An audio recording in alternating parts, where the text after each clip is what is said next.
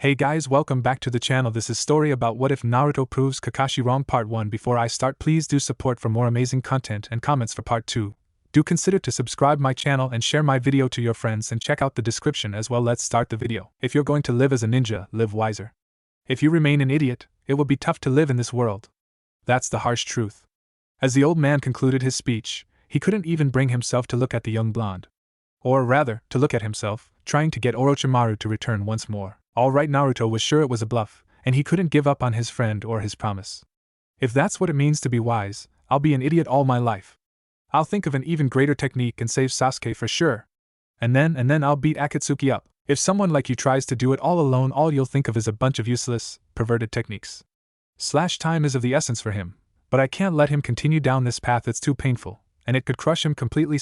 I know I said it would depend on the issue, but Naruto got a hopeful look on his face. He just knew Rasengan was going to agree to train him anyway. Instead, I will have you banned from leaving the village at all. Naruto's face fell immediately. NB will be watching you around the clock, and you won't be allowed to perform missions.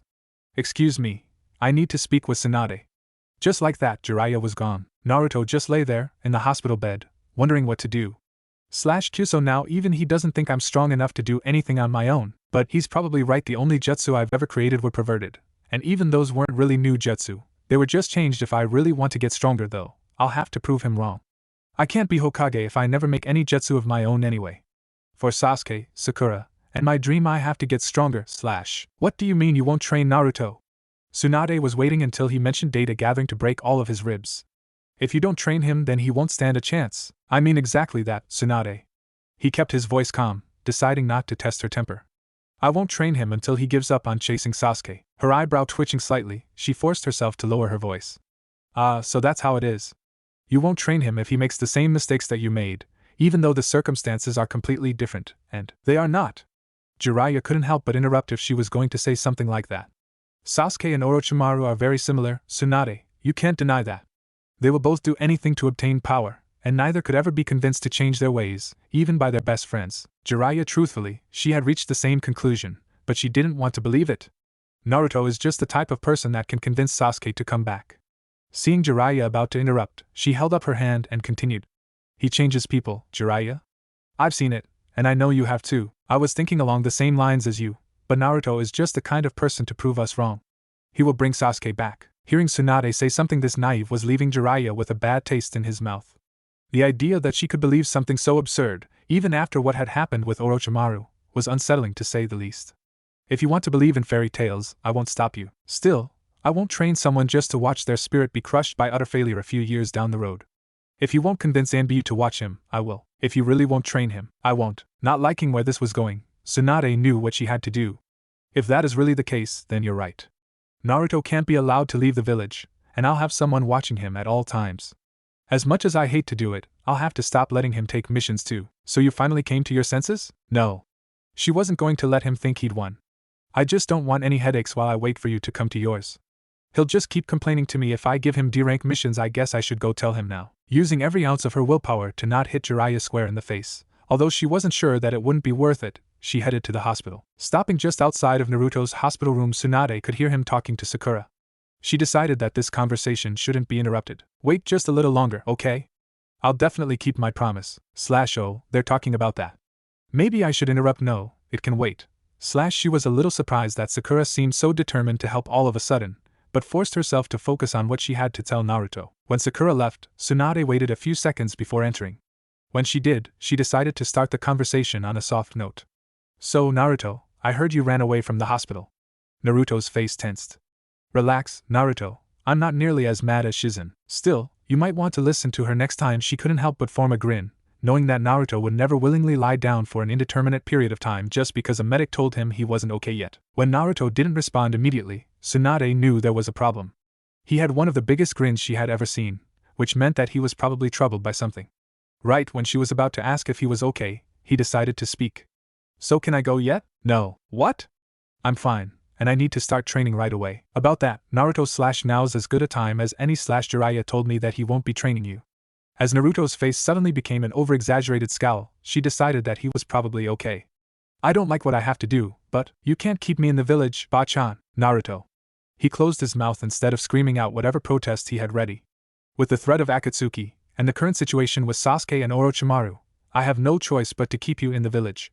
Without Jiraiya to protect you, the risk is too great. Jiraiya will come to his senses eventually.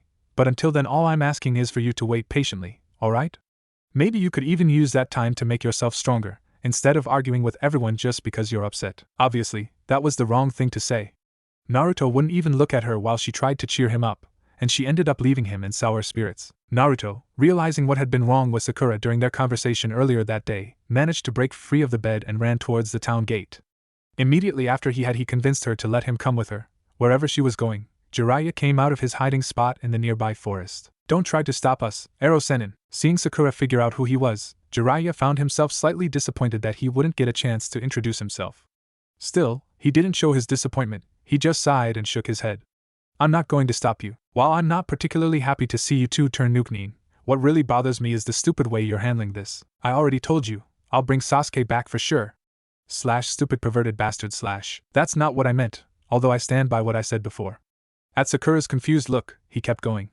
What I'm saying is stupid this time is that, instead of taking the 3-year window that's been given to you as training time, you've decided to go attack Orochimaru while you're still weak. Even if you do convince that boy to come back, which will never happen, the 3 of you won't be able to get away from Orochimaru. But Jiraiya-sama Sakura didn't know what 3-year window he was talking about, but she didn't think it was that stupid.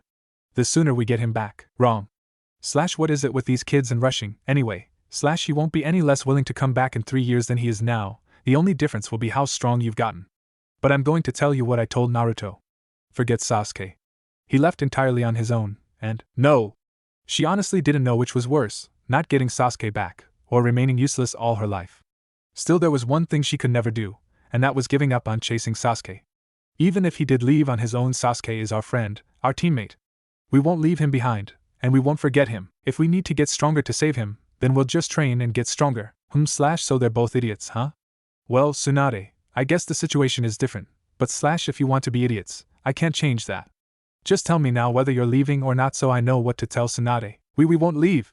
Naruto gave her a grin at that statement, but she didn't notice. We'll stay here and get strong enough to save Sasuke. Right, Naruto? Right, Sakura-chan. I really hope there were no ANBU watching me tonight. Naruto, Jiraiya couldn't believe how stupid they were being. Eventually you'll realize that I'm right and give up on Sasuke. Until then, I'll be around. As soon as you come to your senses, we can start training. Then I guess I'll just have to get stronger than you on my own, because there's no way I'll ever give up on Sasuke. Naruto put on a nice big grin, and Jiraiya left. Sakura, more confused than she had probably ever been in her life, left knowing that somehow, in some way, she needed to become strong. Naruto, who had snuck back into his hospital bed without bothering to replace his restraints, was given a rude awakening by Shizen. Naruto Kyuin. Opening his eyes, he could swear that there were flames in hers. You snuck out again. After a long, boring, and exceptionally loud speech about why he shouldn't leave the hospital until the medics tell him that his wounds are healed, Naruto was given another checkup. Finding nothing wrong with him, Shizen was forced to let him leave, though she was tempted to lie just to get back at him. While Naruto was glad to leave the hospital, he knew it wouldn't change much. Training would, of course, be necessary, but without Jiraiya it just didn't seem like it would be enough. He decided to start in the obvious place and work from there. Kakashi-sensei. I need you to. Sorry, Naruto. Kakashi had, of course, been told by Jiraiya not to train Naruto. He probably would have trained Naruto anyway, but Jiraiya was a legendary Sannin, after all. Crossing one of the few living ninja that could actually beat him with little effort was not high on Kakashi's to-do list. I'm busy. Seeing a slightly nervous look on Kakashi's eye, Naruto realized exactly when he had heard that before. You're training Sakura-chan, aren't you? No, Naruto, I'm not training. Wait. Haven't you heard yet? Heard what? Sakura is going to be Tsunade-sama's apprentice. Tsunade-sama just agreed this morning. What? Bachan's going to train Sakura-chan? Yup. Naruto was a little too shocked to know exactly what his opinion was, let alone voice it. After thinking it over for about a minute, he decided it was a good thing. She'll be that much stronger when we go to get Sasuke. A big smile on his face, he asked, so why can't you train me? I'm too busy with missions right now, sorry. It wasn't a complete lie. He had only one mission, but watching over Naruto every day from noon to midnight didn't really prevent him from training the boy. At Naruto's look, he decided to give him a little help that Jiraiya couldn't detect. Why don't you try asking Guy? I know he and Lee are maintaining a regular training schedule, so it shouldn't be too much of a problem for him to squeeze you in. Super Brows? You think he'd actually train me?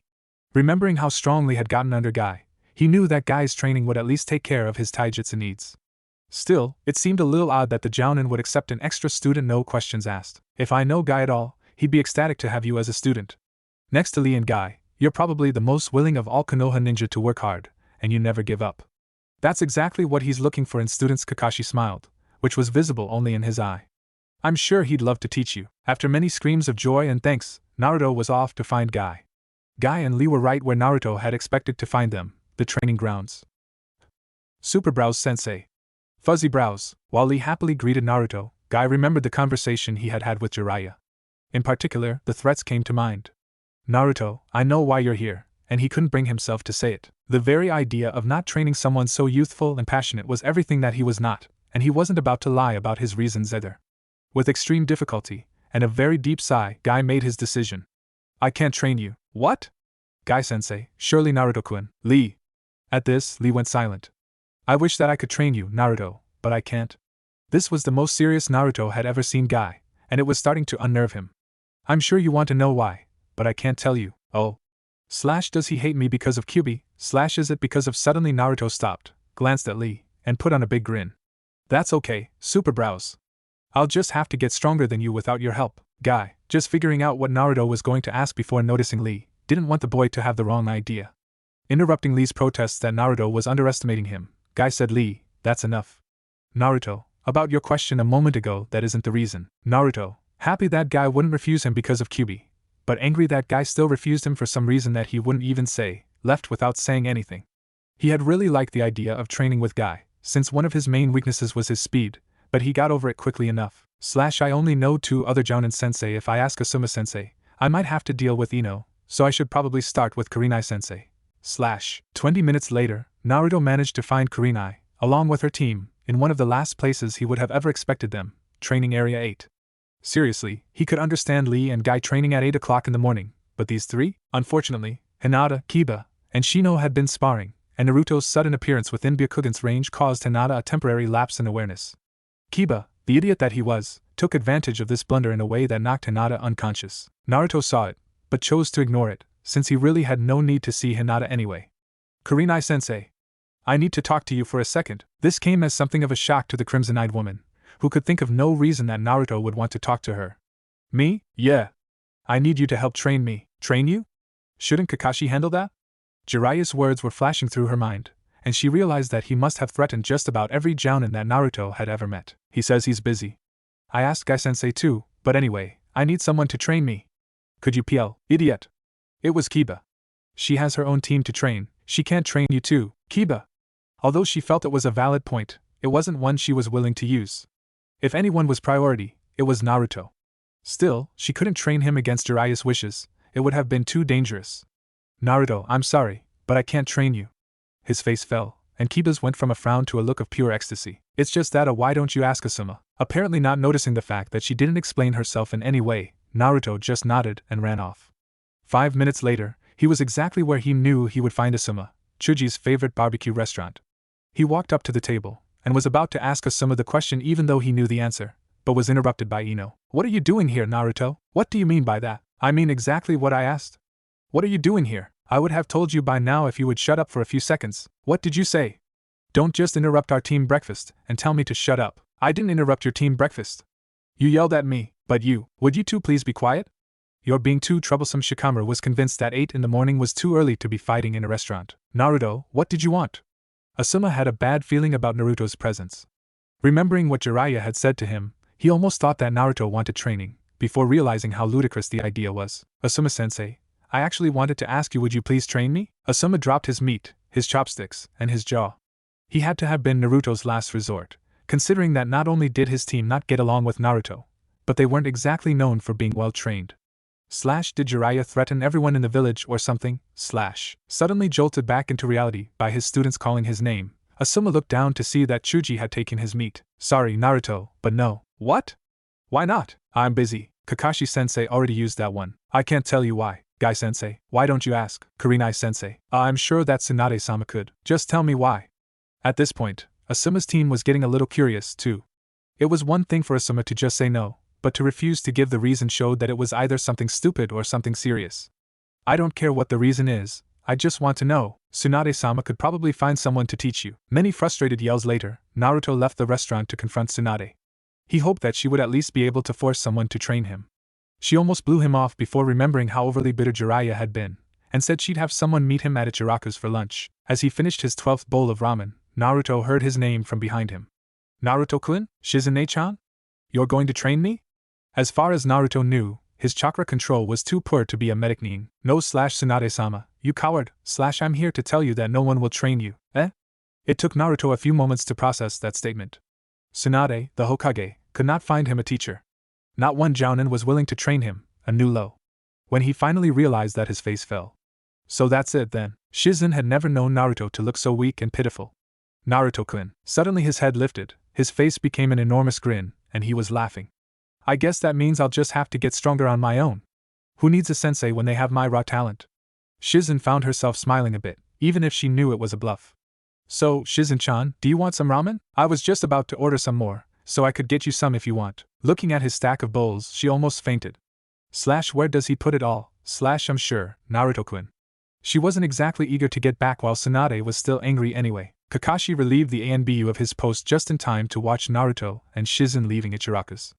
After following Naruto home, and he saw a very strange sight, Naruto sat at his table quietly, staring at a wall. For an hour. Of all the spying jobs Kakashi had had, that was by far the most boring. He was almost nearing the level of boredom where he would tell Naruto about his job of watching over the boy just to see the reaction when Naruto suddenly jumped up, shouted "Yada!" several times, and bolted out the door. What he didn't realize, of course, was that Naruto had finally figured out how to start training. The boy had, for the first time in his life, spent an hour just sitting and thinking. His first decision was to not use Kyuubi's chakra anymore unless his life depended on it. If he used Kyuubi's chakra, he would never get stronger, and he didn't want to have to rely on the stupid fox. His second decision was to focus on his weaknesses instead of his strengths, another first. Remembering his fight with Sasuke, his weaknesses were his speed and taijutsu style. It had only taken him 4 minutes to realize that much, but the real problem was how to improve them. Then he had a brilliant idea. Why not just imitate his predecessors?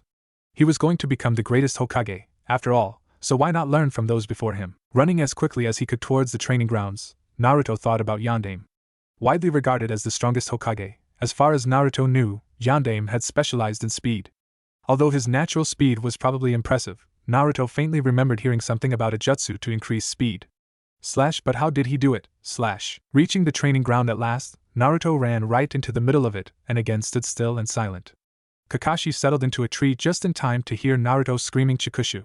He mentally prepared himself for a long day. Mind racing, Naruto tried to think of how people invented techniques from scratch. While it was true that he had invented jutsu before, they were both bastardizations of existing techniques. Still, someone had to have invented those techniques, which meant that there had to be a way to invent new ones. All he had to do was think about how to make himself faster. That's it. When the Kyuubi chakra fills my body with chakra, oh right. I wasn't going to use his chakra anymore. Well, maybe if I just pump chakra into my muscles, it'll do the trick. To a jounin as experienced as Kakashi, it was pretty obvious what Naruto was trying to do. Still, it was hard to resist the urge to scrub his eye and look again. That Naruto would actually believe that he could duplicate Shunshin no Jutsu, an A-rank jutsu only known to Yondaime, was absurd. Well, at least it'll be interesting. 2 hours into Naruto's training, Kakashi was stunned. Granted, Naruto's new technique was by no means done, and it was certainly no Shunshin no Jutsu, but it was well on its way. The first few times Naruto had tried it, he had gotten no effect whatsoever. By the end of his little training period, he had been able to multiply his speed by 1.5. If he had kept going, Kakashi was sure he could have gotten it to double, but Naruto was contented for the day. Recognizing that his jutsu was multiplying his speed instead of adding to it, Naruto realized that it would be much more effective if he trained his speed too.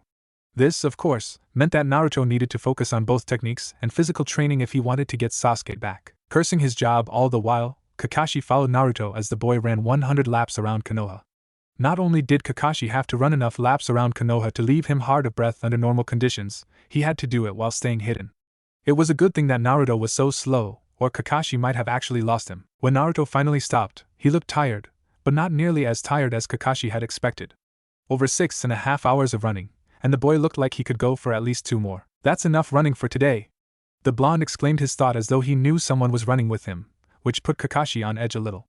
Truth be told, Naruto had no idea who was following him, and he hadn't really been thinking of them when he had said it. I wonder if Ichiraku's is still open. Of course, Kakashi couldn't help but think about the irony of Naruto going against his word as he chased after the boy, who was running through the streets at a much faster pace than Kakashi would have thought possible. By 9 o'clock, Naruto had finished his dinner, which had consisted of 10 bowls of miso ramen and 10 bowls of pork ramen.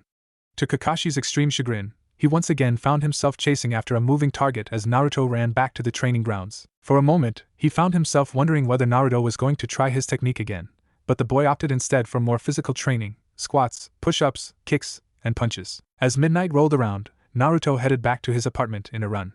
Mentally cursing whoever had invented running, as it appeared Naruto would be doing quite a bit of it, Kakashi followed. The midnight to noon guy, as Kakashi called him in his head, came and relieved him of duty. After slowly making his way home, Kakashi fell into a blissful sleep, only to be plagued by nightmares of endless running. Kakashi showed up outside of Ichiraku's a little early the next day, so that the midnight to noon guy could give him an update on Naruto's progress. Even if he was assigned to tail Naruto, he felt he would be a pretty crappy sensei if he didn't bother to keep up with his students' progress. What he learned left him respecting Naruto more than almost any other ninja he had ever met. Not only had Naruto gotten up at 6 in the morning, meaning that he had only gotten 6 hours of sleep, but the boy had run an additional 100 laps. The most impressive thing about it, however, was that he had improved his time significantly. With less sleep, and a small breakfast by anyone's standards, let alone his, Naruto had managed to run 100 laps of Konoha in 5 hours flat, meaning that he had reduced the time per lap by a full minute. The ANBU had actually gotten so winded that he lost Naruto after the 90th lap, and went back to the spot where Naruto had started to wait for him. This kid is incredible, Kakashi. It's just ridiculous. Even after all that running, he created 50 Kage Bunshin and had a taijutsu tournament. I don't know where he gets his stamina, but I wish he'd lend me some. Thanks for the update, Hoshi. You should probably go rest for the rest of the day. Where the hell is this coming from?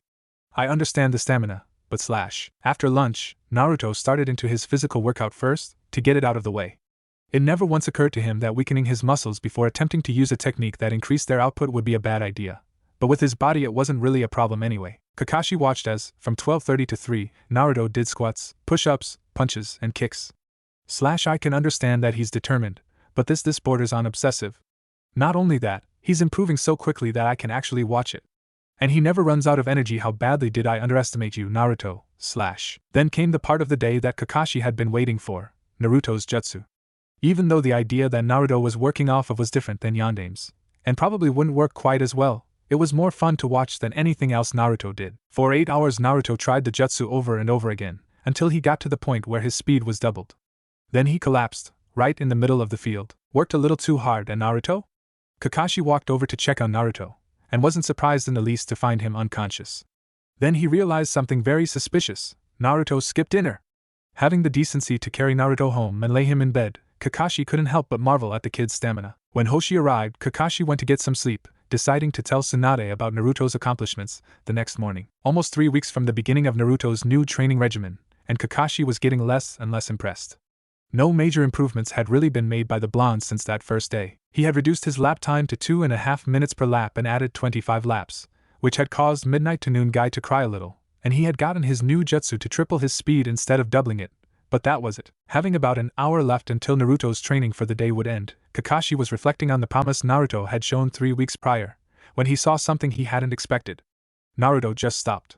He didn't look like he was suffering from chakra depletion or anything of that nature. He just stopped. Standing completely still, staring into space, Naruto realized something that should have been obvious to him from the start. Hand seals. But which ones? How do people figure this kind of thing out anyway? What, do they just move their hands at random and happen across techniques? With that he, warily, went through, trying each hand seal with the jutsu to see which would work best. He found that the rabbit and sheep seals were the only ones that really changed anything, and decided to try them together. He found that using sheep then rabbit actually reduced the effectiveness, but using rabbit then sheep actually doubled it. Though he was low on chakra, he was able to multiply his speed about 6 times by the end of the night. Kakashi was so shocked by the effectiveness of Naruto's technique that he didn't even notice the boy pass out. This boy, a genin, had created a jutsu almost as effective as Yandame Hokage's most frequented jutsu. Not only that, his technique showed the potential to overcome Yandame's, because Shunshin no jutsu always multiplied speed 8-fold, while Naruto's jutsu's effect was proportional to the chakra used. In other words, the stronger Naruto got, the more useful the technique got. A few minutes later Kakashi finally realized that Naruto wasn't going to get back up, so he took the genin home and laid him in bed. Saturday came once more, marking the 3-week point, and Naruto had named his jutsu. Naruto Senka no Jutsu, Naruto Flash Technique, was born, and Naruto was able to get it to multiply his speed by 10 without collapsing. Kakashi was curious about where Naruto would go from there though. If Naruto was really planning on basing his training on the skills of the previous Hokage, he would need to know more about the man. More, in fact, than would be possible to learn. Naruto, noting the same problem, was avoiding at all costs making the conclusion that he knew was necessary. Even if he had known other skills of Yondaime, he would eventually have had to move on to his other predecessors if he was to execute his plan. This, unfortunately, led to an extremely undesirable eventuality. He would have to go to the library. In his entire life, Naruto had only been to the library once. He had only gone because one of his classmates had told him that only idiots never went to the library, and he had wanted to find something that could help with his pitiful grades at the academy. Instead, he found a maze of scrolls with no apparent method of navigation, a mean old lady who seemed to think that breathing too loudly should be outlawed, and an odd smell. While he had always enjoyed reading the scrolls that the academy gave him, he had trouble believing that the library was worth the trouble. Suddenly the library was becoming an important resource, and he had no idea how to use it. Placing her hand over the cut, and using her precise chakra control, Sakura watched it heal over completely. Yada! I did it, Tsunade Shursho. Tsunade looked up to see that the cut was completely healed. Good job, Sakura. You'll need to heal a larger cut just to make sure, but I think you're probably ready for the next jutsu. She prepared the kunai to make the incision, but there was a knock at the door. Come in. As Kakashi made his way into the room, she couldn't help but feel a little annoyed.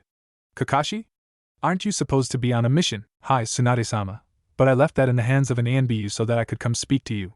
He glanced at Sakura. It's about Naruto's training. Has Jiraiya finally realized that he's being an idiot? No, he glanced at Sakura again, making it much more obvious this time. Anything you have to tell me, you can tell to my apprentice as well, Kakashi. Sakura stiffened slightly. Is he having trouble? Not exactly, Tsunade-sama. Realizing at last that Tsunade was not going to excuse Sakura from the room, Kakashi sighed. The truth is that he's probably doing a better job of training himself than Jiraiya could ever hope to do. Tsunade, who had started making the cut on the rabbit, slipped and made an extremely large gash on its abdomen. Whoops, she started healing the rabbit. Continue please, Kakashi. Yes, well, aside from having a level of stamina that has, quite literally, brought an elite ANBU to tears, Naruto has nearly doubled his natural speed. He has also doubled. Sakura felt embarrassed about being completely outclassed in such a way. He doubled his speed in 3 weeks? Not quite, Sakura, but nearly. Laps around Konoha, which took him 4 minutes 3 weeks ago, now take him about 2.5 minutes each. He's taken to doing 125 of them each morning after waking up, which is causing Hoshi. Does he keep the same pace the entire way? Tsunade felt it was a legitimate question. It would enable her to judge his speed increase and his stamina increase in one go. He does 125 laps in a little over 5 hours. But does he run full speed the entire way or slow down as time goes by? He keeps his maximum pace the entire way. Sakura and Tsunade both had the same expression, one they would probably wear after being hit in the face with a frying pan. Which, as I was saying, causes Hoshi to lose track of him for up to an hour at a time. The first time that Naruto reached this pace, Hoshi actually did cry a little. Kakashi got a smile on his eye. That was pretty funny to watch. Although, to be fair, it's probably good that Hoshi's getting some decent training in while he's on this mission anyway. That isn't the impressive part, Tsunade-sama. Not the impressive part. Thinking about it, Tsunade began to wonder if she could hold her maximum pace for 5-hour spurts right after waking up. What the hell could be more impressive than that? Well, for one thing, he's only getting 6 hours of sleep per night, and he's skipping breakfast and dinner. Several moments of silence ensued. Although, he added more to break the silence than because he thought it important, that may just be a money issue. Without missions, we can hardly expect him to continue to eat the same amount. Oh crap. I didn't even think about that. I'll arrange to get him some kind of paid leave. So, are we to the part where I can freak out yet, or is there more? She felt there was no real need to ask the question, as little could be more impressive than that level of improvement and stamina with a reduced diet and less sleep. She was, as usual, wrong. There's more. Kakashi had a wide grin on his face, but was thankful that his mask was hiding it. He's already invented a jutsu. A powerful jutsu. Sakura could feel a little jealousy setting in. Naruto invented a jutsu. Are you sure it's really Naruto? Yes, Sakura, I'm sure. Tsunade-sama, you might want to sit down for this. It's one hell of an accomplishment. Tsunade, deciding not to argue at this point in the conversation, sat where she was on the floor and motioned Sakura to do the same. Naruto's jutsu. Do you remember Shunin no Jutsu? He's duplicated Yondaime's jutsu? Even Jiraiya never figured that out. Relax, Tsunade-sama, he didn't duplicate it. He couldn't help but grin at the relieved look on her face. He made his own technique that has the same type of effect, only Naruto's technique is more effective. More effective? Are you sure? Tsunade-sama, Yandame was my sensei. I'm entirely sure. Sakura, confused beyond reason, decided it was time to get in on the conversation. Excuse me, Tsunade Shosho, but what's Shunshin no Jutsu? It was a technique created by Yandame, Sakura. Tsunade decided there was no reason not to tell Sakura, since she had been the one to say that Sakura should stay anyway. Shunshin no Jutsu, which Yandame never taught to anyone and a Sharingan couldn't copy, was a supplementary technique. Using the technique, Yandame was able to multiply his speed 8-fold. Sakura looked completely shocked. Tsunade didn't know whether it was because of the effect of the jutsu or the fact that Naruto's was more effective than Yandame's, but she didn't really care. How effective is Naruto's? Well, Tsunade-sama, it depends. Depends? On what? Naruto's technique is able to change how much it amplifies his speed based on how much chakra is poured into it. At his current level, he can multiply his speed by 10 comfortably. That is, of course, after his daily laps, Kage Bunshin Taijutsu tournament, and physical workout. If I had to guess, I would say that he's capable of multiplying his speed 25-fold without becoming completely useless. Yet more silence met Kakashi's ears at this statement, but it was an expected silence. A stunned silence, at the fact that Naruto had essentially surpassed Yandame in 3 weeks. He felt the need to give the kid proper tribute, though, so he added the technique is called Naruto Senki no Jutsu. This caused Tsunade to start chuckling, which in turn brought Sakura to her senses. So he couldn't resist naming it after himself, huh? What rank do you think it is? B rank. Maybe A rank, but for now I'll say it's in the upper bounds of B rank. Also, there's something odd about it. Odd? Aside from the fact that a genin, who was considered by everyone to be weaker than average, managed to create it to be more powerful than the technique that a genius Hokage created? Yes. My Sharingan was unable to copy the technique, even though he uses hand seals for it. Of the many things that were running through Tsunade's mind, the one that came out of her mouth was the one that made her angriest. You tried to copy his first original jutsu. Yes, and I'll take the time to be ashamed later. He didn't really plan on being ashamed, as copying techniques was part of what had made him such a powerful ninja, but she didn't need to know that. The important point right now is that I couldn't copy the jutsu, meaning that Sasuke and Itachi won't be able to either. Are you sure? Yes. Her mood lightening a little bit, Tsunade decided that Sakura's training needed some stepping up. Is there anything else you need to tell me, or can my apprentice resume her training now? Just one more thing that I forgot to mention. Of course, Kakashi hadn't forgotten it. He had left it out on purpose to add dramatic effect. Since Naruto's jutsu works differently than Yandame's, it also has a bonus effect. He paused to watch her reaction, which was priceless. Where Yandame's jutsu only increased speed, Naruto's also increases strength to the same degree. What did you just say? I'm sorry, but I could have sworn I just heard you say. I did. Sometimes it really pays to wear a mask and it does. With that, Kakashi left the room to speak to Guy. It took a few minutes for Sakura to feel up to continuing her training, and her chakra control was slightly worse than normal when she did continue. Guy, having heard the same speech about Naruto's training, looked like he had seen a ghost.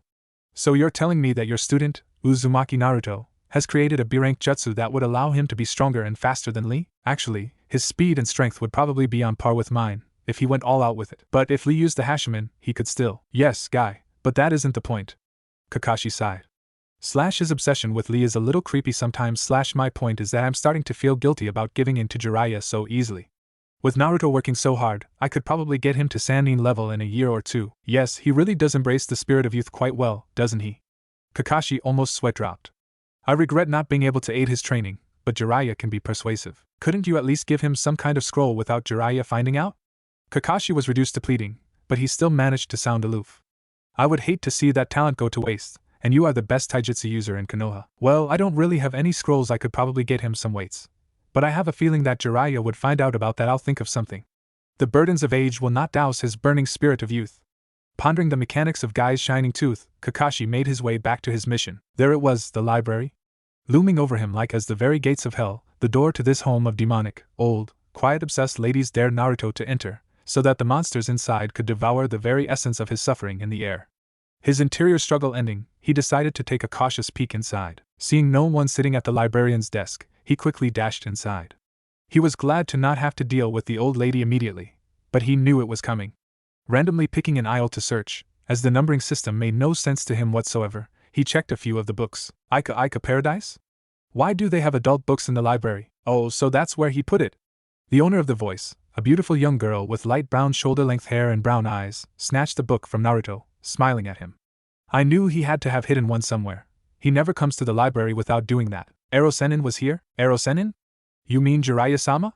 Yes, he was here. Oh. Realizing that he really didn't have a reason to care, Naruto had nothing else to say about it. He stood there silently for a few seconds before turning back to the shelf and looking through the books. After about 4 books, he realized that nothing on this aisle would be of any use unless he wanted a biology lesson. Kyuso, how am I supposed to find anything in this place, anyway? The girl smiled cheerily. I could help you. I'm Mabui, what's your name? He stared at her for a second before asking, you don't know? Frowning slightly, she shook her head. I'm Uzumaki Naruto, the next Hokage. If you're the Uzumaki Naruto? That's so cool. Unknown to Naruto, Mabui was probably the only non-ninja in the village who had ever considered Naruto a hero. She had only been 7 years old when the Kyuubi had been sealed, but she still knew about it all. I never thought I'd get to meet the hero of the village, and on my first day as the head librarian, this is so cool. 3 things about her reaction struck Naruto as wrong. First, even though she clearly knew about Kyuubi, she seemed to be glad that he was there instead of angry that he was breathing her air. Second, she had just called him the hero of the village, which was about the furthest thing from what everyone else called him that he could imagine. Finally, she had said that she was a librarian, yet she was clearly an energetic, loud young girl. Deciding not to press his luck on the first 2 points, Naruto decided to ask her about the third. You're a librarian? What happened to the old lady? Oh, she retired yesterday. I'm her replacement. If there's anything I can ever help you with, don't hesitate to ask. I'd be honored to help. Naruto just stared at her in shock, his jaw dropped. If he had heard her correctly, and he wasn't sure that he had, she had just said that she would be honored to help him, and that he shouldn't hesitate to ask. Could you repeat that, please? I'm sure there was some kind of cruel sarcasm that I missed the first time or something, because for a moment I thought you actually offered to help me. I did offer to help you. Her smile never wavered, but she felt a strike of pity for him. The way the villagers had treated him was horrible, and she knew it. Any time you need my help, I'd be honored to give it to you. It's the least I could do. That's a first. Smiling, he decided that she was serious. Could you help me find info on the past Hokages then? It would really help my training, but I can't. The Hokages? Sure thing, Naruto-kun. You only missed it by 2 aisles. When they got to the Hokage information, Mabui took it upon herself to get him the best information available. He came out of the aisle with 3 scrolls and a book, and she assured him that the assortment was the most detailed account of the Hokages available, including their styles. After getting him set up at one of the research tables visible from her desk, she returned to her post. Naruto, still freaked out by the fact that one of the villagers seemed to think of him as a hero, started with the book. Mabui had recommended a certain reading order, and he wasn't about to question it. The information he got from the book was mildly discouraging though. Apparently most of Shodai's techniques were only usable by him, and they were the core of his style. Doubting his ability to mimic that, Naruto moved on to the first scroll. After an interesting story about Nidame's tutelage, it revealed that most of Nidame's jutsu were extremely advanced water jutsu. Naruto, not knowing anything about water jutsu, moved on to the third scroll. While Sandame's background story was very interesting, his style was almost the exact opposite of Naruto's. Sandame was known for knowing every non-bloodline technique in Konoha, a feat that would take too long for Naruto to accomplish. Not only that, Sarutobi didn't use taijutsu at all, opting instead for weapon combat. Naruto didn't like where his excursion was heading, but he forced himself to open the final scroll. The first thing he noticed was that large portions of the scroll, including all references to Yandame's name and background, had been carefully covered in ink. The second thing he noticed was that he looked a lot more like Yandame than the mountain had made him think. Mabui-chan? She rushed over. Yes, Naruto-kun? Can I help you with something? Why is all of this stuff about Yandame blacked out? Oh, that? She had really hoped that he wouldn't ask about that. Well, Sandame passed a law stating that information couldn't be transmitted by any means. Godame has stated that the law is to be upheld, so it would be illegal for us to have an uncensored version of the scroll. Why would his name have to be secret? I can understand the rest of it, maybe, but his name, I'm sorry, Naruto-kun, but the only way you could learn his name would be to ask someone who knew him, and even then they would have to break the law to tell you. Oh thanks. No problem, Naruto-kun. She slowly ambled back to her post. Reading through the scroll, Naruto was surprised to find that Yandame was only famous for 3 techniques, and his physical training methods were unknown to everyone except Jiraiya. Realizing that the scrolls had been something of a waste of time, Naruto tried to think of some way that he could mimic one of them. He finally came to the conclusion that he would just have to improve on the techniques he had, and went to put everything away. It was at that point that he realized he had no idea where everything went. Mabui-chan? Where did this stuff go again? Oh, let me help you. With her help, the scrolls and book were back in place in a matter of seconds, which he found marginally creepy. Did you find everything you needed, Naruto-kun? Well, yes, but it wasn't as helpful as I thought it would be. Mabui's face was instantly downcast. Well, she brightened up. If you ever need anything, just ask. I have a lot of free time, so all you'll have to do is find me. Oh. She got a pen and some paper, and quickly wrote something down before handing it to him. Here's my address, just in case you can't find me here. You gave me your address? Is she crazy? She just met me, Of course. I've always wanted to meet you, ever since, well, you know. The way they treat you, it's criminal. Especially after you saved our lives and our village. That, and I can tell that you're a really nice person. I'd be honored to help you with anything. Still slightly freaked out by the fact that a librarian made a habit of shouting almost every sentence, Naruto couldn't help but smile. Here was a person who, before even meeting him, didn't hate him for carrying the kyubi. She even trusted and liked him. The only other person for whom that held true, in his memory, was Sandaime, but Mabui was different somehow. Well, I've gotta go train. Thanks for everything, Mabui-chan. Kakashi came back to his post just in time to see Naruto leave the library, of all places, and was treated to an afternoon run. Naruto was using the thinking time provided by running around the village 125 times to plan his next move. Over 5 hours later, Naruto came to a sudden halt in front of Training Ground 7. He had a vague idea of how he could improve the Rasengan, but he wasn't really sure how to work it. Kakashi, an elite jounin and ex-Ambu, had his hands on his knees in his attempt to catch his breath. Suddenly, he found himself very able to sympathize with Hoshi. He even considered apologizing for saying that it would be good training for the poor man. How Naruto could keep up such a pace for such a long time so often was completely beyond human comprehension. Naruto's second 5-hour all-out sprint of the day, and the boy barely looked tired at all. When he finally caught his breath, Kakashi was more than a little surprised to see Naruto standing in the same place, staring off into space. It was becoming too common an occurrence in the usually boisterous boy. At this point that Kakashi decided it, Naruto was officially the weirdest person to spy on in the history of ninja. Might as well try it. Naruto figured that he could at least give his idea a shot, seeing as how the library was closed. His idea was really pretty simple: increase the number of directions of rotation in the Rasengan. From what he could remember of his training with Jiraiya, having multiple rotational directions was one of the key elements of power for the technique. He also remembered Jiraiya saying something about the direction of the swirl being different for different people, because their coils twisted in different directions. Put simply, the fact that the coils had twists in them limited the number of directions that the chakra could rotate in. The idea that Naruto had come up with, however, seemed to eliminate that problem. He reasoned that, if he introduced the rotation with both hands at the same time, each hand would cause rotation in a different direction. When you place two clocks face to face, clockwise on one will be counterclockwise on the other. Thinking this over in his head a few times, and finding no flaws, he decided to try it. Facing his hands toward each other with enough space between them for a normal Rasengan, Naruto concentrated on swirling his chakra. Nothing happened. Frustrated, Naruto tried harder, only to realize a fatal flaw in his plan. If the hands rotate chakra in opposite directions, they cancel each other out. Never one to be discouraged by something as unimportant as logic, Naruto continued to try through most of the night. He found that he could get the rotations on different timings, but he couldn't keep them from meeting at some point in the rotation. Kakashi was a little too tired to figure out exactly what Naruto was trying to do to the Rasengan, but he still thought it looked promising. Considering the boy's first jutsu, he really couldn't wait to see how this would turn out. Still, he seriously hoped that Naruto would get the running out of his system in the morning the next day. Mabui-chan? Could you help me for a second? Naruto had decided during his morning run that he would need to do some research, even if he had no idea how to go about the task. He was certain that his idea would work, but he couldn't think of what he was doing wrong on his own. He actually came back. This is so cool, sure thing, Naruto-kun. What do you need? Do you know of any good books about physics? Physics? You sure have a weird set of interests, Naruto-kun. Although it still freaked Naruto out when she was nice to him, he had to admit that it was nice to know someone who was always so cheerful. What kind of physics? What kind? What do you mean what kind? Well, what do you want to learn about? Physics is just a generalization for a bunch of different types of sciences. Why don't you just tell me what you want to know? I'm sure I can help you. What exactly do I want to know? Through a somewhat sheepish grin, he managed to say, I guess I want to know about rotational stuff. Oh, you mean centripetal force? At Naruto's blank look, she explained, centripetal force is the basic force that allows for rotation. Centripetal means center seeking, and it's called that because it provides a push on the object in the direction of the center of the circle of rotation. Huh! It clearly made sense to her, but to him it was just gibberish. I know. Imagine that a horse is pulling a cart through a field. If you walk alongside the horse, pushing its shoulders, you can make it turn, right? Yeah, but what does? Assuming that you apply a constant pressure to the horse, you can cause it to go in circles through the field, right? Naruto nodded.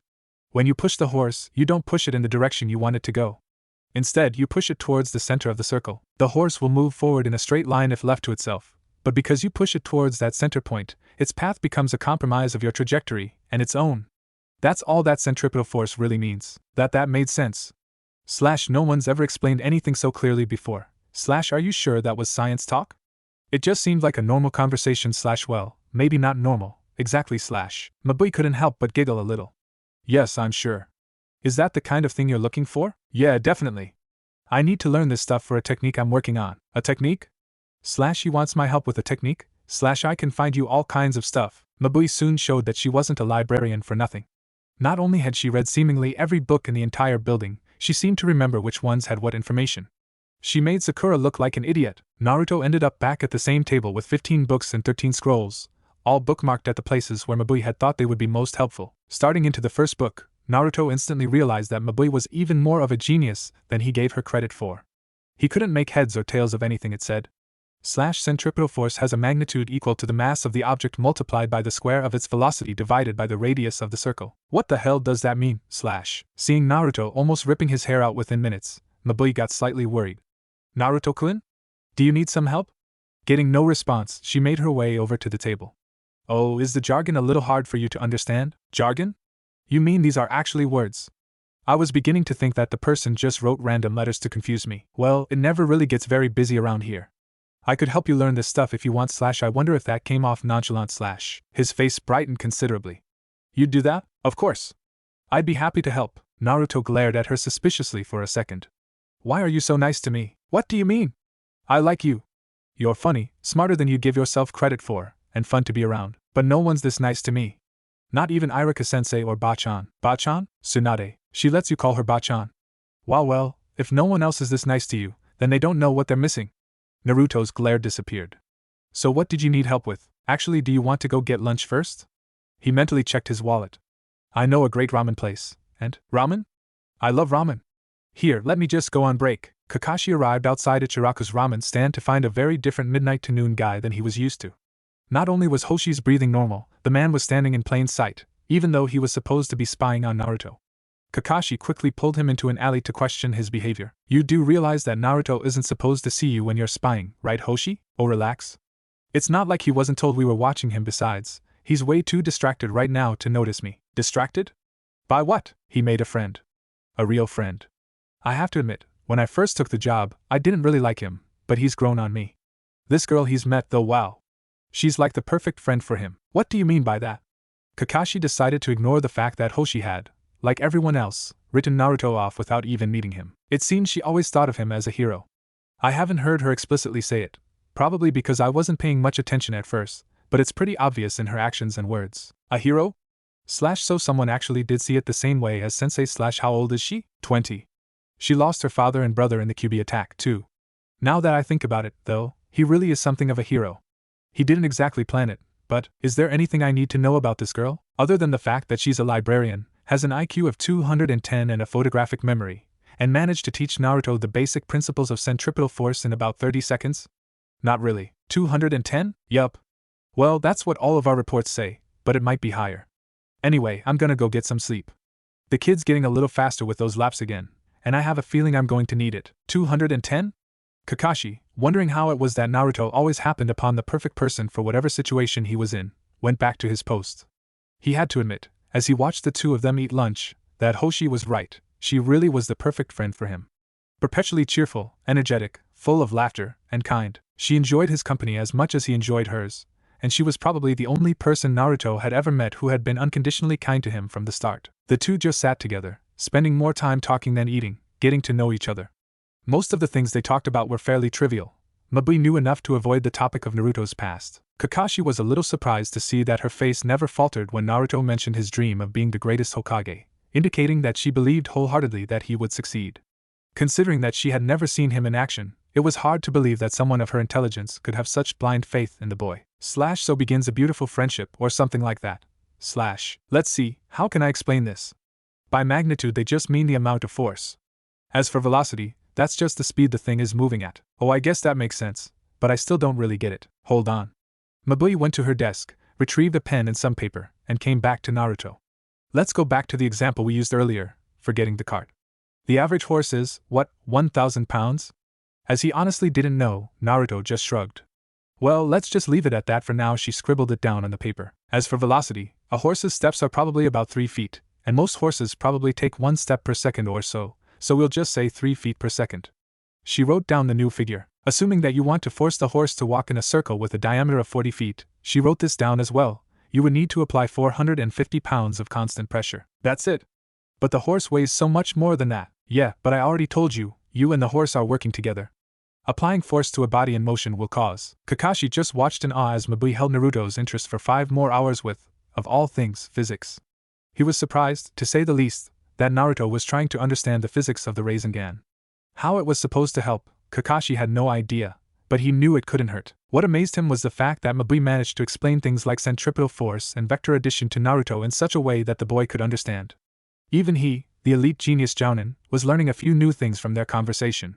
In fact, he was slightly disappointed when it came to a close. Oh, Naruto-kun, the library's going to close soon. Already? But we just got started. I could let you stay late if you like. I'm pretty much in charge around here, so it isn't a problem. No, that's okay. I should try out all of this stuff you've taught me today and see if it's helping yet. He put on a big grin, surprised that he didn't have to fake it. If you say so Kyuso. Well, maybe next time just remember, anytime you need any help, I'm always at the ready. Thanks, Mabui-chan. And with that he was gone. He's going to make an excellent Hokage, don't you think? Kakashi was a little startled. You knew I was there? So they were right, you are a genius. Does that mean you agree with me, or are you just commenting on my observational skills? A little of both. So, according to what Mabui-chan was telling me earlier, my problem is that the hands aren't working together. I think, instead of avoiding the other rotation thingies, they're meeting head-on. If their, what did she call them, magnitudes are equal, they cancel out, and otherwise the stronger one continues on in a weakened state. Yada. I actually understood it. Kakashi was getting frustrated. I'm a jounin for God's sake. Why the hell can't I figure out what he's doing? Is it just because I don't know how to use the Rasengan? The main part of why watching Naruto develop Naruto Senku no Jutsu had been fun was that Kakashi had known what Naruto was trying to do, and he could gauge the boy's progress. Watching a boy standing in a forest with his hands a foot apart, talking to himself, was not something that interested the jounin. I guess that means I'll have to find a way to make them not collide. Maybe if I put them on different timings? Grinning at how much Mabui had helped him, Naruto tried to do just that. 5 minutes later, the blonde sat on the ground with a heavy sigh. Kyuso. I can't get the timings right. Rasengan takes enough concentration normally. How am I supposed to concentrate on 2 hands at once? That's it. Jumping back up, Naruto formed a Kage Bunshin. If I can only concentrate on 1 hand at a time, then someone else needs to concentrate on the other hand. Standing side by side, Naruto and his Bunshin prepared the technique. Naruto held out his right palm towards his Bunshin's left palm, and Naruto went first.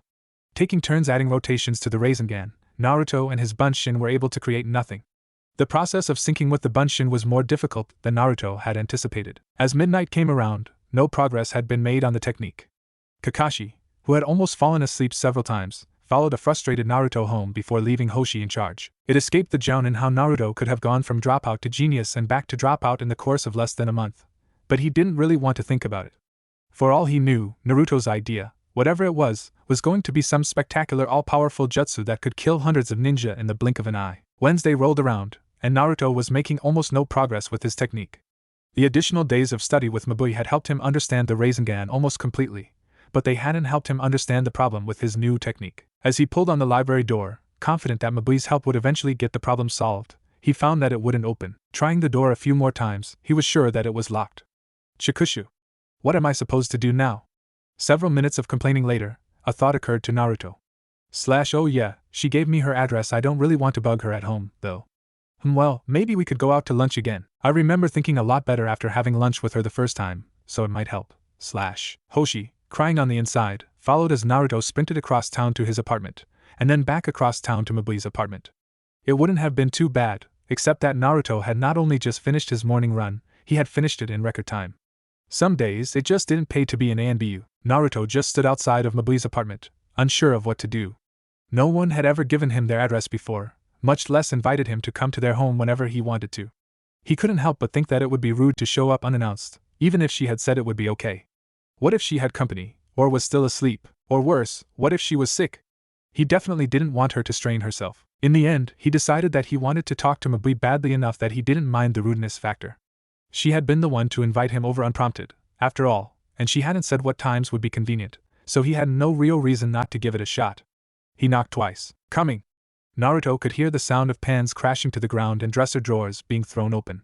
So he had woken her up. Oh, Naruto-kun. Can I help you with something? I'm sorry to bug you while you're sleeping, but I couldn't get into the library for some reason, and, oh, you didn't know? The Konoha library is closed on Wednesdays and Thursdays. What? Why Wednesdays and Thursdays? Someone figured out that those were the days when the smallest number of people used the library, and that librarians needed 2 days off per week, so they just used those days. I could let you in though, huh? Oh, that's okay. I actually came to ask if you wanted to have lunch with me, but if I'm bugging you it's alright. Bugging me? Don't be ridiculous. I'd love to have lunch with you. I was going to go to that ramen place you showed me anyway. I've never had ramen so good. You really want to have lunch with me? Of course. Just let me grab my shoes. With the way he had been training, it was an extremely odd feeling for Naruto to walk to Ichiraku's, but he didn't mind. The extra time gave him a chance to talk to Mabui a little bit more. When they finally arrived, they both started off with 10 bowls of ramen, 4 miso, 4 pork, and 2 teriyaki chicken. So, Naruto-kun, how's your technique coming along? Has your studying been paying off? Naruto's face darkened slightly. Well, a little. I can't figure out what I'm doing wrong, but I know I'm missing something. Still, I'm a lot farther along than I would have been without your help. That's good. The ramen arrived, at which point they yelled in unison itadakimasu, and began eating. What does the technique do? It's a little hard to explain. Basically, I'm taking a technique that someone else invented and making it better. The technique rotates air in a ball with chakra, creating a little typhoon, and, like Yandame's technique? Yandame had a technique like that, he called it Rasengan. Yeah, that's the technique that I'm improving. How do you know about it? I don't remember seeing it in that scroll that you gave me about him, and I know it isn't one of his famous techniques. Oh, well, Mabui looked like she was trying to hide something, so Naruto cut her off. You don't have to tell me, I was just curious. Anyway, I'm trying to make a little change to the technique that should make it way more powerful, but it's turning out to be harder than I thought it would be. There were a few moments of silence as they both ate their ramen. Could you show me your technique? Maybe I could help you figure out what's wrong. Are you serious? It seemed a little ridiculous that she would waste her day off helping him train. You'd give up your plans to help me? Well, yes, but I didn't really have any plans. No way. A great person like you? Yeah, well, my dad was killed during the QB attack, and my little brother died shortly thereafter. That takes care of my family, except my mother, who I can't stand in the least. I haven't really had any friends since I was a kid, mostly because I can't stand jerks that don't recognize a hero for what he is, and I don't have much of a love life, so why do you keep calling me that? Calling you what? A hero. It's not like I really did anything. That's not true. You're the most heroic person I've ever met. Naruto looked up from his ramen. It might be true that you didn't have any choice when it came to you-know-what, but you still saved the lives of all of the villagers. Not only that, but the way you've handled things has been, well, amazing. Growing up completely alone, with people fearing and hating you when they should have been loving and honoring you, you still managed to become such a cool person. A determined, hard-working, caring, funny dreamer, who'll stop at nothing to protect the people he cares about. And that's just what I've seen of you in the few days since I met you. Even though these people have hated you all of your life, and they let you know it, you turned around and sought the job of being their protector. You've got a strong spirit, Naruto-kun, and that makes you a hero as far as I'm concerned. Even I am and the old man were left staring in shock after her outburst. They had to admit to themselves, though, that she had a pretty damned good point. Most people would have killed themselves in Naruto's position, or else killed everyone around them, but Naruto had taken to the idea of becoming their protector, the Hokage. You really think that? Even though your dad, that wasn't you. That was the thing that you saved us from. If I hear you associate that thing with yourself again, I swear I'll hit you. Anyone who hates you because they lost a family member should be thanking you that they didn't get killed as well, and you shouldn't let them get away with blaming you for its actions. Naruto smiled for a moment before frowning again. So the reason that you don't get along with people is me? I'm wrecking your life? Far from it, actually. Her face lit up. That's one more reason I've always thought of you as a hero, actually. I can separate out the completely idiotic jerks from the reasonable people based on how they think of you. It's true that there are people who dislike me simply because I don't dislike you, but those are people I never would have wanted to get involved with anyway. The way I see it, you're saving me from involving myself with the wrong kinds of people. Naruto's grin flickered back to life. So, will you show me the technique? Technique?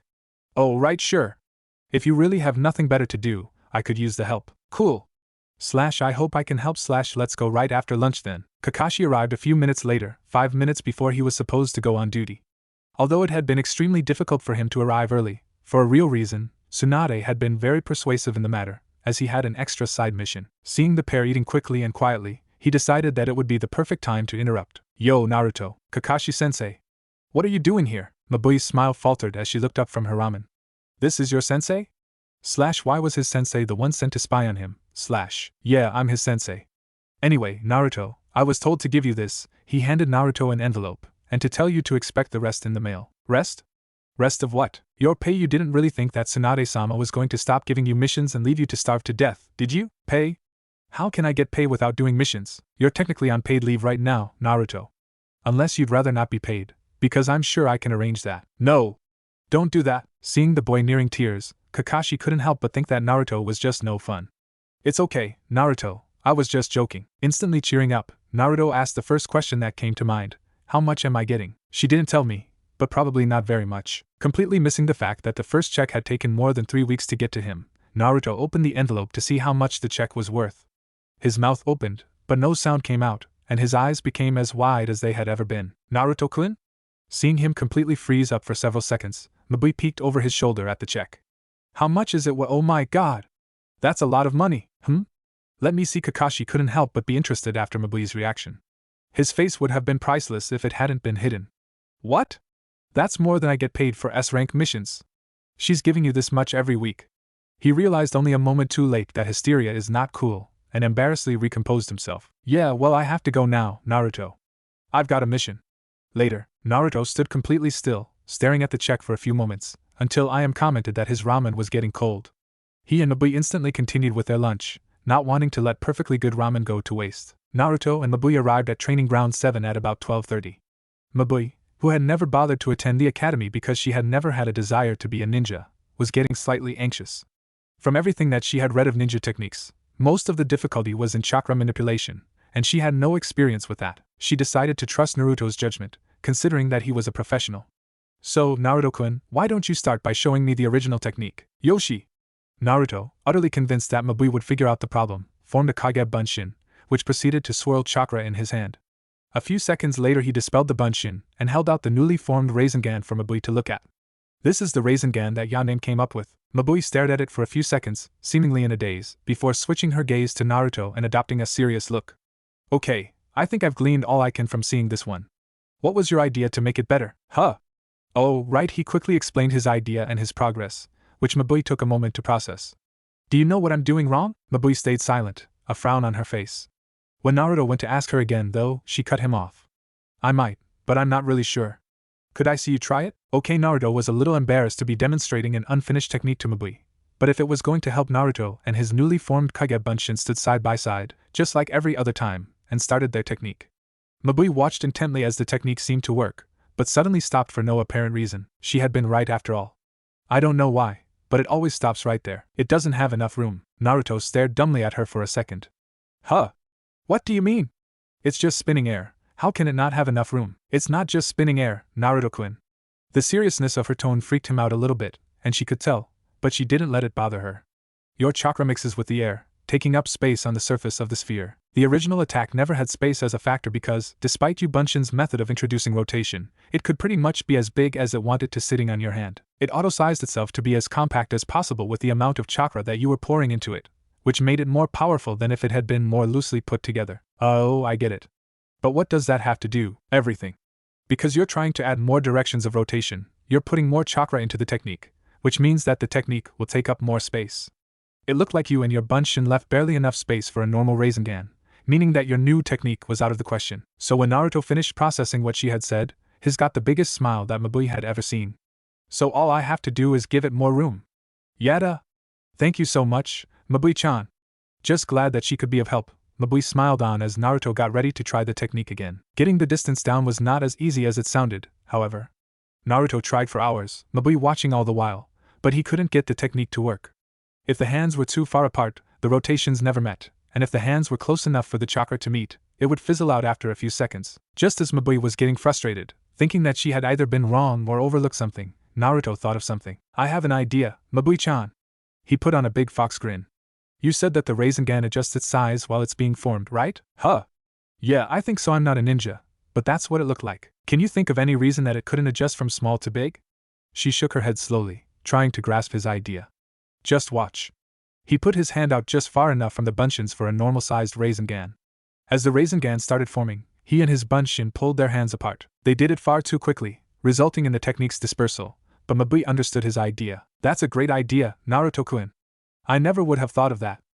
I really wouldn't have / it'll probably throw off your timing a bit, but I'm sure it'll work eventually. Naruto's grin just grew wider. A few hours later, the grin was completely gone. He hadn't even managed to get the separation speed down, let alone the technique.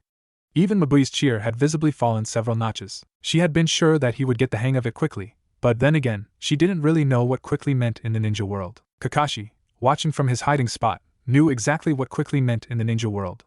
For 5 hours, he had watched Naruto progress more quickly than he could ever have imagined. The boy showed more intuition and determination than the Sannin, Yandame, and Kakashi combined. Even though he hadn't understood the explanation that Naruto had given, he could tell that Naruto was going to get it within a few days, at the rate he was going. I think that's it for today, Mabui-chan. You're giving up already, Naruto-kun? Of course not. His grin returned. I'll just have to keep trying tomorrow. There's other training I need to do today, and I don't want to fall behind. You have more training? Do you mind if I stay and watch? You want to watch? Why? I don't know, I just do. Her smile finally returned. Do you mind or not? I guess not. Great. We should get some dinner first, though. It can't be healthy for you to train all night without eating. After dinner, Naruto's training amazed Mabui. She knew that ninja had more stamina and strength than normal people, but he was expending more energy than she did in a month, and he didn't even look winded. Naruto, meanwhile, couldn't understand why she would want to watch him repeatedly punch and kick a log, jump rope, and do push-ups, sit-ups, and squats, but she refused to leave unless he said that he specifically didn't want her there. He couldn't bring himself to lie to her, so she stayed. By the time that midnight rolled around, Mabui was still watching. Even she couldn't say exactly what had caused her to stay so long, but she felt no desire to leave. Naruto, finishing his last squat, looked over to her. That's it for today, she smiled at him. Then I'll see you tomorrow. He glared at her suspiciously for a moment. Why are you so interested in me? What do you mean, Naruto-kun? I mean exactly what I asked Mabui-chan.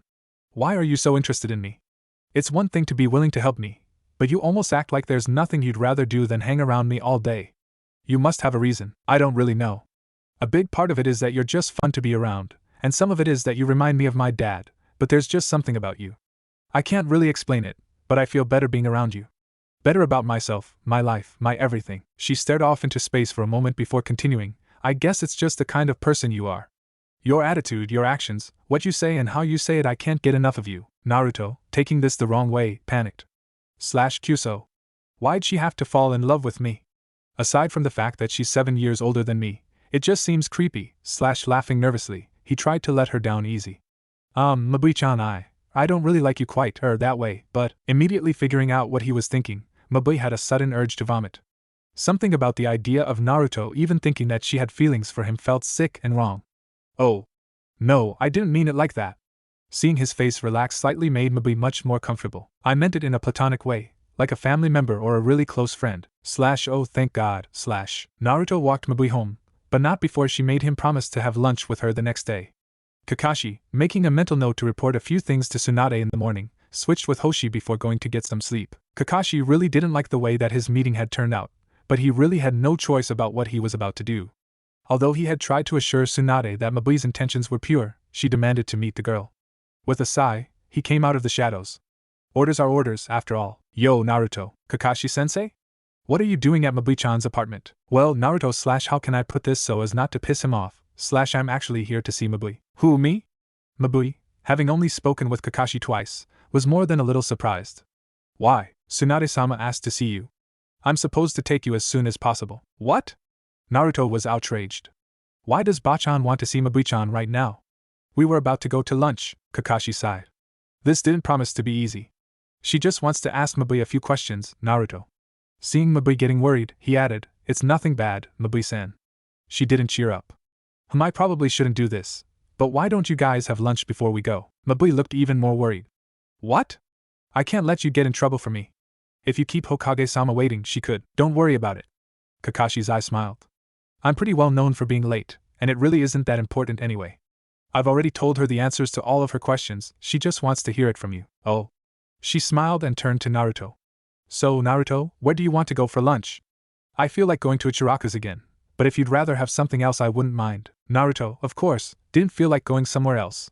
20 bowls of ramen, each. Later, Naruto and Mabui had to part ways. Mabui was disappointed that she wouldn't be able to help Naruto with his technique, but she knew that she couldn't oppose the leader of the village. As Kakashi led her in the office, Mabui felt a little anxious. What kind of questions did the Hokage have for her, and why weren't Kakashi's answers satisfactory? Kakashi had made it pretty clear on their first meeting that she had been thoroughly researched, and as a civilian she wasn't exactly a master of hiding things like ninja were. Try as she might, she couldn't think of what questions were coming, which of course meant that she couldn't prepare herself for them. Tsunade's angry voice jerked her out of her thoughts. You're late, Kakashi. Sorry, Tsunade-sama. I was attacked on the way to her apartment by 3 merchants from Wind Country carrying a magic lamp. And, save your stories for Guy, Kakashi. Where the hell were you? Mabui wasn't really sure that it was a good idea, but she didn't want Kakashi to get in trouble, so she said the first thing that came to her head. It's my fault, Tsunade-sama. Clearly, it had been the wrong time to speak, as Tsunade gave her a look somewhere between who asked you, and I will kill you in the most inconceivably horrible and painful way I can think of. Still, in an amazing feat of bravery that few jounin were capable of, she continued to speak in coherent sentences. Kakashi-san told me that you wanted to see me immediately, and that you had important questions to ask me, but I insisted on having lunch first. If you're going to blame anyone, blame me. Nice try, but I know you're lying. Tsunade was bluffing, of course. Mabui's lie had been completely flawless, but Tsunade knew Kakashi too well to believe that he would have said the questions were important. What really happened, Kakashi? It had better not involve Naruto, or so help me I'll. Why can't it have involved Naruto? I'll deal with you in a moment, so I suggest you keep quiet until then. Kakashi, answer the question. Kakashi, who had been interrupted the first 2 times he had tried to answer, waited a moment to make sure that there wouldn't be any interruptions. I allowed her to have lunch with Naruto before coming here, Tsunade-sama. She eats as much ramen as Naruto, actually, which is why it took so long. You let her have lunch with Naruto? I specifically ordered that you not allow her to have contact with Naruto until after I have this talk with her. As it is, with her skill in lying, I'm tempted to have you lock her up just to be safe. If she turns out to be a spy, I'm holding you personally responsible for any. I already told you, Tsunade-sama, she isn't a spy. Kakashi sighed. He really didn't appreciate having his judgment questioned this completely, even if Tsunade was just trying to look out for Naruto. The idea is ridiculous. When she first met Naruto, she practically worshipped the ground he walked on, and that's exactly why it's suspicious, Kakashi. You know as well as I do that the people of this town, especially civilians, hold an irrational hatred of Naruto. She's old enough to know about Kyuubi, so it's absurd for you to trust her because she doesn't hate him. I don't like it any more than you, but that's just. Tsunade stopped speaking as Mabui slapped her in the face. Tsunade had crossed the line, and Mabui wasn't about to let her get away with it. You think that people who recognize a hero can't be trusted? It's absurd to trust me because I don't hate the boy to whom I owe my life. Wow, that really is suspicious. You'd better arrest me now before I start calling Sandaime and Yondaime heroes too, you old hag. Tsunade, still holding her face where Mabui had slapped it, stared at Kakashi in shock. He hadn't been kidding. She really did get angry at people who didn't recognize Naruto as a hero. Overriding her fear of getting slapped again, Tsunade decided to answer the poor girl. I didn't mean it like that. Another slap met her face. Yes, you did. You wouldn't have even felt badly about it if I hadn't pointed out how horrible the idea was. Hell, you were one step from saying that Naruto-kun is better off without friends, because anyone who would associate with him is suspicious. That you could actually think that that's someone Naruto-kun likes and respects as much as you could actually think such a thing about him is horrifying. Even if the villagers are betraying him, at least they aren't doing it from the position of a friend. If she could have gotten away with it, Mabui would have stormed out of the office, but she somehow doubted that the ANBU at the door were left as speechless as the Hokage in front of her. Kakashi, however, was. He merely stared wide-eyed at the idea of someone not only standing up to Tsunade while she was in a bad temper, but slapping her, twice, and living to tell the tale. Tsunade hung her head in shame, realizing how true Mabui's statements were. For what it's worth, I'm sorry. I just want what's best for Naruto, and considering the people who are out to get him right now, we really can't afford to be lenient on anyone. Mabui thought for a few moments. Is this about Uchiha Itachi? How do you know that? Even Kakashi adopted a somewhat relaxed, fighting stance at the mention of Itachi. That is the single most classified piece of information in Konoha. There's no way you can possibly know about that group if you're an average civilian. Group? I thought Uchiha Itachi was a single person, not a group. Don't play stupid. You can't possibly know that Itachi is after Naruto unless you know about Akatsuki. Akatsuki? So there's a group called Akatsuki after Naruto, and the perpetrator of the Uchiha massacre is in it? That's why Jiraiya-sama was acting strangely. You know Jiraiya? That changes everything. He never could shut up around cute girls. Mabui suddenly smiled. You really think I'm cute? Kakashi gave her a quick glance before deciding that she had to be kidding. She was easily the most stunningly beautiful girl he had seen in his entire perverted life. Tsunade, thinking along the same lines but with a more jealous twinge, took a moment to respond. If you know Jiraiya, I'm surprised you don't know more about Akatsuki than I do. Mabui left Tsunade's office extremely disappointed. Although she had managed to completely clear her name, she had spent the entire day doing it, finally leaving at midnight. She had no chance to help Naruto develop his technique, and she was most likely not going to get to be there when he finished it. Naruto was fairly disappointed as well. He had finally gotten down the speed at which his hand needed to separate from the bunchins, but the timing was drastically different during the separation than before or after it. If Mabui had been able to come, he was sure that she would have been able to help somehow, but she had never shown up. On Friday, he stopped by the library, and the pair had lunch, but Mabui couldn't think of any way to help Naruto. She did have to work, after all. He had been extremely curious about what Tsunade had wanted, but Mabui didn't tell him anything. Training continued as usual, resulting in Naruto not quite having the technique down, but he was showing plenty of promise. It was on Saturday that Kakashi decided that Jiraiya could take his books and shove them up his well, Naruto, finally succeeding in getting the timings down, had tested his new variation on the Rasengan. To say that it was more powerful than its predecessor would be like saying that a bolt of lightning is more powerful than static cling, in Kakashi's opinion at least. Not only was the tree he attacked completely obliterated, but the impact caused a sphere of destruction at least 20 times as large as the attack itself. The ground was cracked, 15 trees were completely destroyed, and the winds released had knocked over several other trees. Rasengan would have just damaged the main target, and that would have been the end of it. Naruto concluded the day by giving his attack a name, Udama Rasengan, Great Sphere Rasengan. Kakashi concluded the day by leaving a scroll and a note on Naruto's table before Hoshi arrived, hoping against hope that Hoshi didn't notice, and deciding that another talk with Guy would be necessary. As much as I admire his youthful spirit, Kakashi, I can't just. Guy, just listen. Kakashi was interrupting Guy and Lee during their morning training to talk about Naruto, but Guy wasn't in the mood to talk about it again. Still, Kakashi couldn't let himself fail Naruto again, not when the boy was showing so much promise. Naruto is turning out to be some kind of closet genius. From what I've seen, I would bet my life that he'll be Hokage, with or without your help. All I'm asking you to do is give him a little boost to help him improve more quickly. That's not all you're asking me to do, Kakashi. If that was the only thing to consider, I'd have helped him without you asking me. You can't honestly think that I would risk opposing Jiraiya-sama to. Guy, Jiraiya doesn't have to know. How would he not know?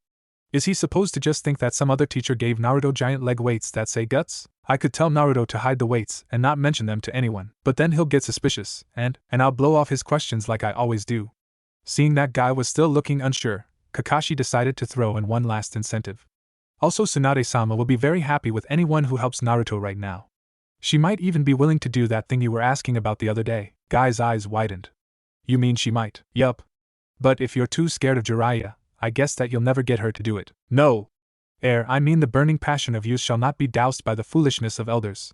Take these, he took off his own weights, to Naruto, and tell him to revel in the springtime of life. He handed the weights to Kakashi, who promptly fell over. Guy, how much do these weigh? About 1,000 pounds. Why? Kakashi managed to pick them up off of the ground, but mused that he might have thrown his back out in the process. Don't you think that's a bit much? Naruto's youthful spirit can handle it. Just make sure that Jiraiya never finds out. Yeah, whatever. Kakashi really hadn't been listening for a response, so he had no idea what it was that Guy had said, but he was sure it wasn't worth hearing again. Curse you, Kakashi.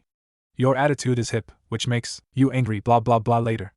With that he was gone, leaving an infuriated Guy to his training. When Naruto woke up that morning, he got quite a surprise. A week earlier he wouldn't have even glanced at his table in the morning, but Mabui had impressed on him that eating 3 meals a day could benefit his training, so he made some ramen for breakfast. Sitting down to eat, he found Kakashi's note and scroll. He started with the note, which read, Naruto, you'll have to keep this a secret, but the scroll I left you is a special scroll only accessible by Jounin and the Hokage. In it you'll find instructions for a technique that extends Kage Bunshin no Jutsu. Guy probably has something to give you too, I'll have to check. Kakashi. There was a crude drawing of Pakken showing a peace sign in the bottom right corner. Naruto reread the note suspiciously a few times, not sure what to think. The last he remembered, Kakashi and Guy had declined to train him altogether, either giving a real reason. He couldn't imagine any reason for them to change their minds, but he decided to take the help where he could get it. After his customary morning laps, Bunshin sparring tournament, and lunch with Mabui, Naruto headed towards Training Ground 7, only to be stopped by Kakashi. Yo, Kakashi-sensei? Why are you here? Guy had a present for me to give you. He tried to hold the weights out casually, but instead fell over again. I would have been here sooner, but it's hard to run with these things. Naruto looked like he was about to weep with joy. He had wanted to try wearing those weights ever since he had seen Lee remove them during the Chunin exam, and now he had his own pair to work with. From the looks of things, they were even heavier than Lee's too. He was sure to get strong quickly if he used those in his training. Well, what are you waiting for, Naruto? Put them on already. Yoshi! Naruto eagerly reached down to grab the weights, but couldn't quite stand back up. With Kakashi's help, he managed to get the weights on under his pant legs, but was barely able to move his legs at all. Superbrows has weights like this on all the time? How much do these things weigh? That's not important. I am not looking forward to our next sparring match if he doesn't replace them. What is important is that you never let anyone know about the weights, or the scroll I gave you. Guy and I can get in a lot of trouble for this, so. Why? Why what? Why would you get in trouble for training me?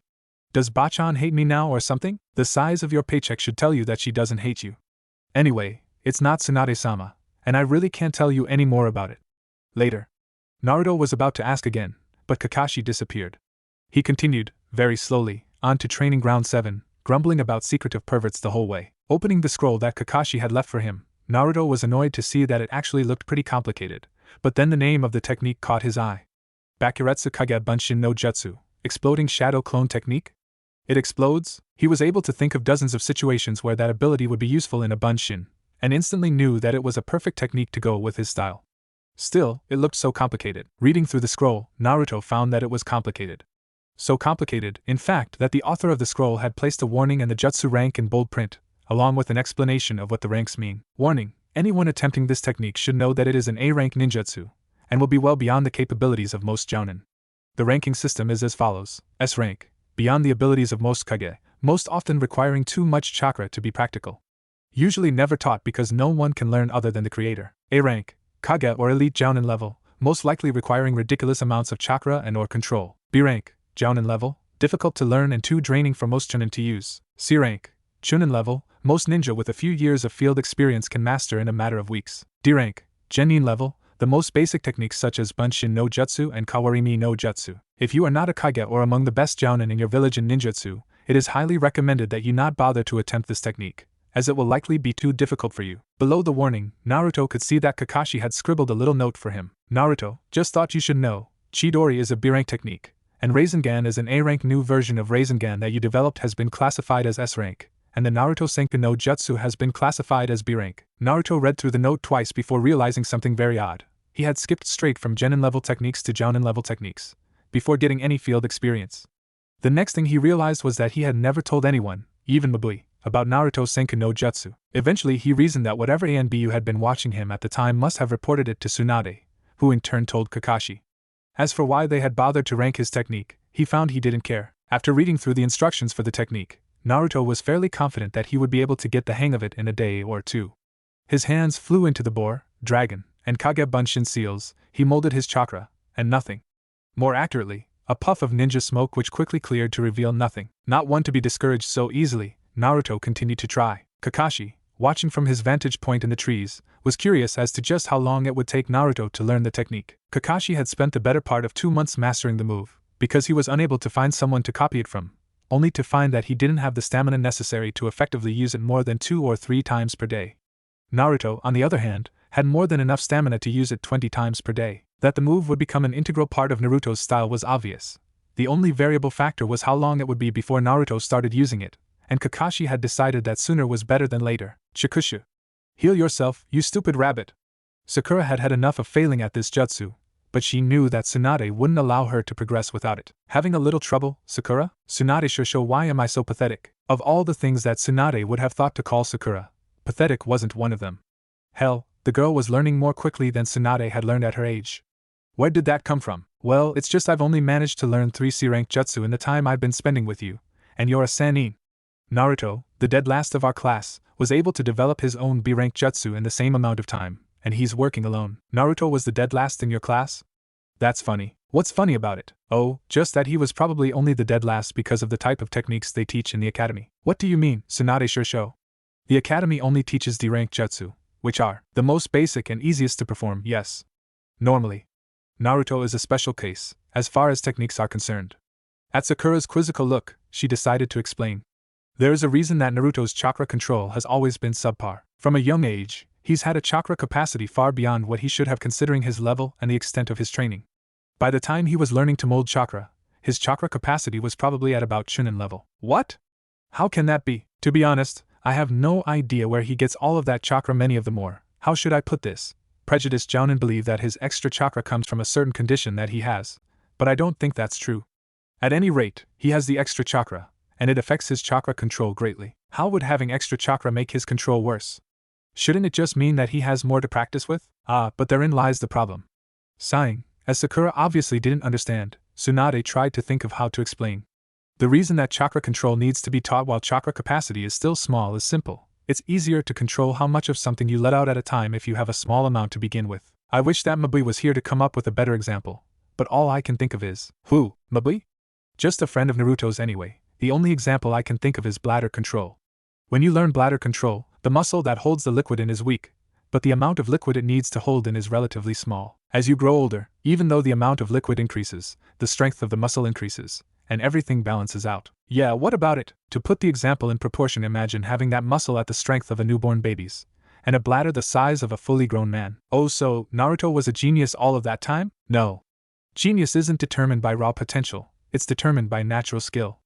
Although even if his chakra levels made D and C rank techniques more difficult, they didn't make B and A rank techniques any easier, so his mastery of Rasengan was definitely. Rasengan? What's that? You don't know? I would have thought you would have seen it at some point. Rasengan is an A-rank technique invented by Yondaime. The only people who have ever learned it are Yondaime, Jiraiya, and Naruto. Yondaime spent 3 years developing it, Jiraiya spent 4 months learning it from Yondaime, and Naruto learned it in roughly a week from Jiraiya. A week, that's what I said. I had actually made a bet with Naruto that he wouldn't be able to learn the technique that quickly, and I lost my grandfather's necklace. He learned an A-rank technique in a week and he didn't even gloat about it. It would appear that way. Actually, Kakashi tells me he's already created a new S-rank technique that looks just like the Rasengan, except that it's larger and many times more powerful. S-rank. But S-rank means, yes, it means that the technique is probably too difficult for most Kage to master. Based on Kakashi's description, though, that rank is appropriate. Getting back to your original question, you aren't pathetic. Naruto is just incredibly gifted and determined, and you can't hope to compete. No one can. You've actually been progressing more quickly than I did at your age. So if you call yourself pathetic again, I'll be tempted to hurt you. Smiling at the revelation that her falling behind wasn't a sign of weakness, Sakura determined to strengthen her resolve and keep up with Naruto. She started towards the rabbit to try to heal it again, but realized she had one more question she had to ask. Tsunade Shosho? What is it now, Sakura? Why bladder control? Couldn't you have used a floodgate or a dam or something? I'm a medic, not an engineer. If you want better examples, then get Mabui in here before you ask questions. When Kakashi arrived at Ichiraku's to take over the next day, he was greeted by a very happy Hoshi. Apparently the new weights were just a bit too much for Naruto, as they had slowed his lap time from 2 minutes and 15 seconds to over an hour. Hoshi didn't know about the weights, and he didn't care enough to investigate, but Kakashi got a little nervous at such a drastic change. Several days passed before Naruto started to get used to the extra weight. By the end of the week he was back up to 5 laps per hour, which meant 25 laps per day. His technique wasn't going quite so well, but Kakashi wasn't really expecting him to get it within a week anyway. Mabui found Naruto's sudden lack of ability to run or jump slightly disconcerting, but he told her that it was part of a new secret training regimen, and that it would make him stronger, so she let it go. When she saw that the size of his daily lunch had doubled, she knew that he had to be working hard, and she didn't want to question his training unless she was sure that he was doing something unhealthy. By the following Wednesday, Naruto was able to make bunshin that could explode, but the explosions were so small that he doubted they could really hurt anything. Mabui insisted on watching his training on Wednesdays and Thursdays, something he didn't object to, so she got to see the completed Urama Rasengan demonstrated on some unsuspecting trees. To say that she was surprised by the power of the attack would be an understatement, and she found herself filling with pride in Naruto, and in herself for helping him. It was on Friday that Sakura began to get over her jealousy enough to be worried for Naruto. Her teammate had seemed very depressed in the hospital after his failed mission. Then he had turned around and become even more determined to keep his promise, and then he stopped talking to her for 6 weeks. It was unlike Naruto to stop talking to her for 2 days, let alone 6 weeks. Something was clearly wrong, and she needed to know what. Tsunade Shosho? What is it, Sakura? Did you get that technique down already? No, it's not that I'm worried about Naruto. He hasn't spoken to me in 6 weeks, which is really weird for him, and you want to check on him personally, don't you? Well, yeah. He is my teammate, after all. Is that really the only reason you want to see him? What do you mean? Of course it is. Tsunade allowed herself a little laughter at that. Alright then, if you say so. What do you have in mind? I was thinking if it's not too big of a problem, could you maybe get the Team Kurenai and Team Asuma the day off tomorrow? And Team Guy, you want me to take 9 ninja off duty for a day to check up on one person? In other words, the 9 people his age that might be able to convince him to slow down. She must not understand just yet. Okay. What? Just like that? Of course. It's just one day, and they're all in town anyway. Besides, I feel like I owe Naruto something, and this'll be good for him. With that decided, Sakura went off in search of the other 9 who she hoped would accompany her the next day. Naruto, meanwhile, was finally getting the jutsu down. He had used the technique several times, and he was sure that he was doing it correctly. Although it bothered him that what the scroll described as ridiculous amounts of chakra turned out to be less chakra than he had used to beat Mizuki, he supposed that it could be draining if used 100 or 200 times. As he still had time before the library's closing time, he decided to work on another original technique that he had been thinking about. As the library was about to close, Naruto found himself in a new predicament. The scroll he was reading was being surprisingly helpful, and he had a large stack of scrolls next to him that he wanted to read, but he wanted to take them to the training grounds with him for quicker reference. Running back and forth between the library and the training grounds seemed like more of a hassle than it needed to be, especially with guys' weights. Mabui-chan, what is it, Naruto-kun? Is it alright if I borrow these scrolls? I'll bring them back, Sure, you can check them out. Do you have your library card? Library card? What's that? You're kidding. You don't know what a library card is? We've got to get you one right away. Why, what is it? Mabui, already filling out the paperwork to get Naruto's card, looked up at him as though trying to determine whether it was possible that he was actually standing there. After a moment she explained the purpose of a library card to him, which caused his eyes to widen. You mean people can just take stuff for weeks at a time for free? And all they have to do is get one of those cards? That's the purpose of the library, Naruto-kun. She shoved some papers at him. Sign here, here, and here. As he did so, she pulled out a library card that the machine had just finished making for him. Here you go. Now we just need to check out your scrolls, and you're free to go. Wow. Thanks, Mabui-chan. When Naruto finally got back to the training grounds, he did the most annoying thing Kakashi could imagine. He sat and read quietly. Kakashi had, of course, been hoping to watch Naruto develop another incredible technique. He had been so expectant, in fact, that he had left his perverted novels at home. All that he had left for entertainment was Naruto, who was reading actually. As Kakashi thought about it, he had no idea what Naruto was reading. Moving to another tree for a better look at the scroll in Naruto's hands, Kakashi almost face-faulted out of the tree. Naruto was reading a stack of scrolls that would be better suited to a first-year academy student. After mentally preparing himself for an extremely boring night, Kakashi settled himself in a tree and began the struggle to keep his eye open. Thanks again for coming, guys. Of course, Sakura-san. I would hate to see Naruto-kun's youthful spirit be tainted by the same lust for power that drove Sasuke-kun away. Everyone's sweat dropped, but secretly had the same reason for coming. So, forehead girl, he honestly hasn't even tried to contact you in 6 weeks. No, he hasn't. From what Kakashi-sensei and Tsunade Shosho have been saying, I think he's spent the entire time in some kind of super intense training regimen. The part that worries me the most, though, is that his new best friend is the head librarian. Everyone stopped dead at Sakura's words. After a few moments of silence, Shikamaru decided that he couldn't resist asking an important question. How serious were those injuries from Sasuke again? A few more moments of silence went by. Apparently they had all thought it was a sarcastic question. I'm serious. Tsunade Shosho said that he sustained a mortal wound to the stomach, and his left arm looked torn up on the inside. But those injuries healed, and other than that there was nothing wrong with him. And we're sure she's the best medic available? His comment earned him a rather hard punch to the back of the head, but he had expected it. As they entered the main clearing of Training Ground 7, they saw Naruto doing something they would never have associated with Naruto: reading. Super intense training regimen, huh? He's probably just inventing another technique. The reply came from everyone around her at the same time. Another? Yes, another, but I probably shouldn't tell you guys about the first two. That's really up to Naruto. The group walked up to Naruto, everyone wondering exactly what it was that he was reading. As Naruto hadn't noticed them, and Sakura was taking a remarkably long time to point out their presence to him, Ino took a peek at the title of the scroll. She face-faulted. Basics of Chakra Molding? What kind of idiot are you? They gave us this scroll in our first year at the academy. Naruto looked up to see his 10 visitors. He also saw that most of them seemed to agree with what Ino had said. Even Lee, who could never have managed any of the exercises on the scroll anyway. I was just checking to see if it had anything that would help me with my new technique. It's going to. Ino pig. Don't you have any manners at all? You don't just walk up to someone you're trying to help and call them an idiot. I can't help it if he's an idiot, forehead girl. Being dead last is one thing, but having to reread academy material? How he ever beat Kiba and Neji is a mystery to me. If you're quite done, we are here for a reason. Neji didn't want to have to deal with a fight between two loud girls, so he decided to save some time. Could we please get back to it? Sakura's interest instantly returned to the still-seated Naruto. Oh, right. Naruto, we're here to take you to lunch. Why? Naruto really couldn't think of any reason that the group would want to take him to lunch. It seemed extremely suspicious to him that they would suddenly take an interest in him, not to mention that he had promised to meet Mabui at Ichiraku's. Because, Naruto, you've been working too hard. Everyone, including Shino, was surprised that Shino had been the one to voice that. Somehow, despite the shocked faces, he forced himself to finish his thought. Sakura, Lee, Neji, Kiba, and Ino have expressed worry that you are becoming too obsessive, and the rest of the group seems to share the sentiment. He's right, Naruto. You're being too troublesome. Shikamaru didn't really want to become a part of the conversation, but he knew it was inevitable.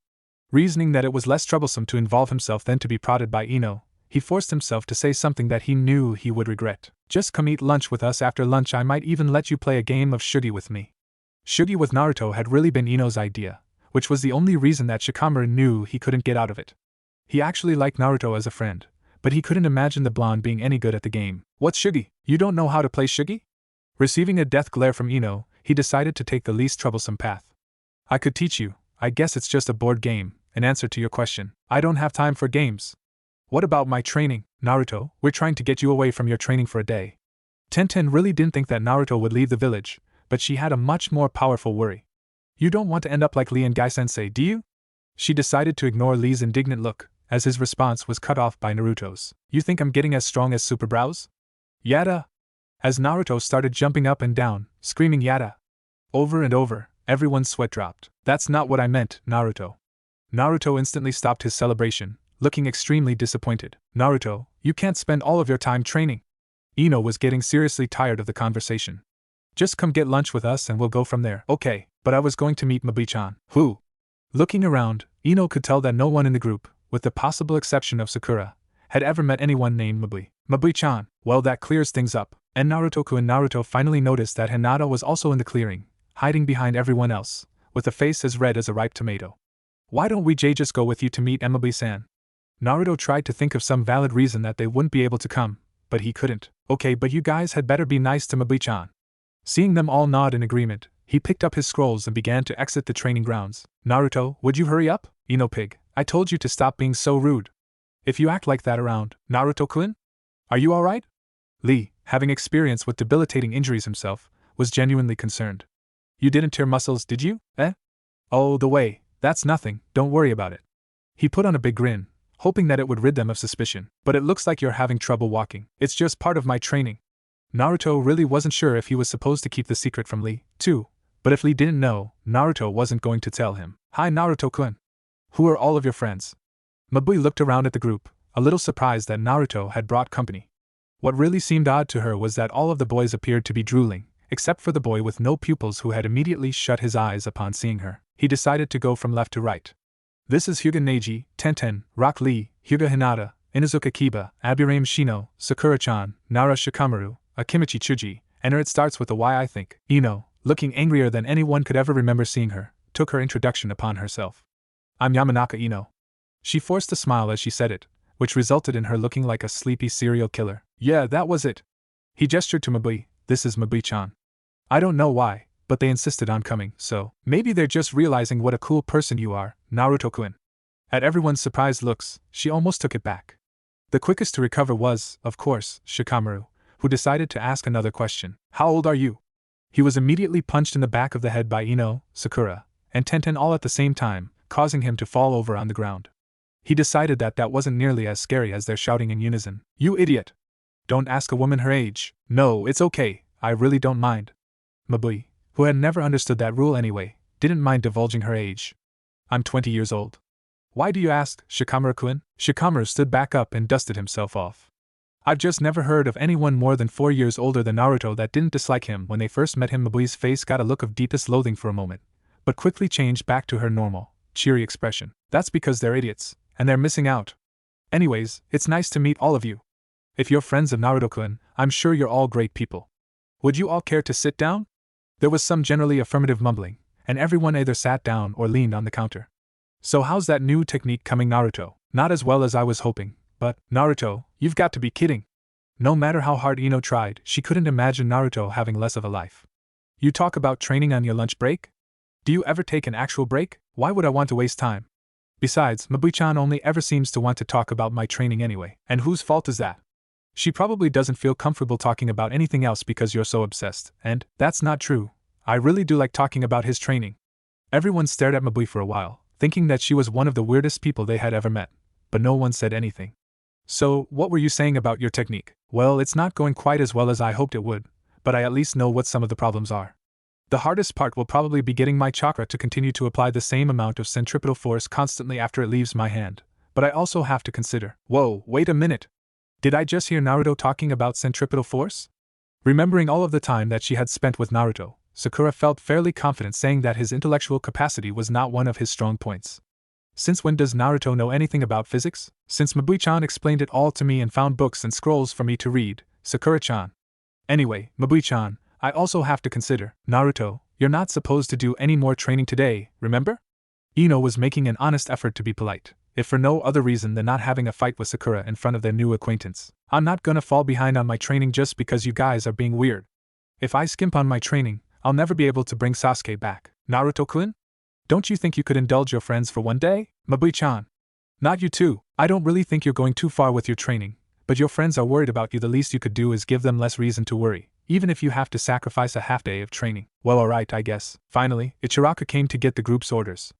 Ino, Sakura, Hinata, and Tenten all ordered 1 bowl of miso ramen, not wanting to gain any weight. Neji got 2 bowls of pork ramen, Lee 3 bowls of pork, just to outdo Neji. Kiba and Shino both ordered 2 bowls of miso, Shikamaru got 1 bowl of pork, and Shuji got 2 of each kind on the menu. When it finally came to Naruto, he ordered 5 pork, 5 teriyaki chicken, and 10 miso. Naruto's order didn't surprise his friends nearly as much as Mabui's order, which consisted of 10 pork, 5 teriyaki chicken, and 5 miso. In other words, Mabui was planning on eating as much ramen as Naruto. Probably the weirdest part of the whole experience was that Mabui finished her ramen before Naruto did. She waited until he finished, the whole 5 seconds, and then headed back to the library to continue her shift. Seeing that his friends had yet to finish their ramen, although how it was possible to eat that slowly escaped him, he tried to sneak away to the training grounds. But they saw him and made him sit back down. Naruto, we already told you we aren't going to let you train anymore today. Just relax and be glad for the time off. Okay, but only because Mabui-chan thought it would be a good idea. Yada! Ino was punching the air for some reason, but no one found it odd. I guess that means you'll spend the rest of the afternoon playing Shugi with Shikamaru. Shikamaru shuddered, but she didn't notice. Actually, I have a question to ask you guys. What is it, Naruto? How long do I have to get ready for the next Chunin exam? At this, everyone exchanged dark looks. Sakura was the only one who knew why, but they all knew that his training was being hampered, and that the reason would probably prevent him from entering the exams. There are 10 weeks left, but I wouldn't get my hopes up if I were you. I only have 10 weeks? But I've only finished learning 3 techniques. I'm gonna have to get more serious about my training. More serious? Are you crazy? Forehead, you don't have to scream. Yes, I do. He's already doubled his speed and strength, and invented 1 B rank and 1 S rank ninjutsu. If he gets any more serious, he's going to kill himself. Those in the group that knew the ranking system, Neji, Hinata, and Tenten, went wide-eyed, while Naruto just adopted a suspicious glare. How do you know about my techniques? Naruto, please. I'm the Hokage's apprentice, and you're my teammate.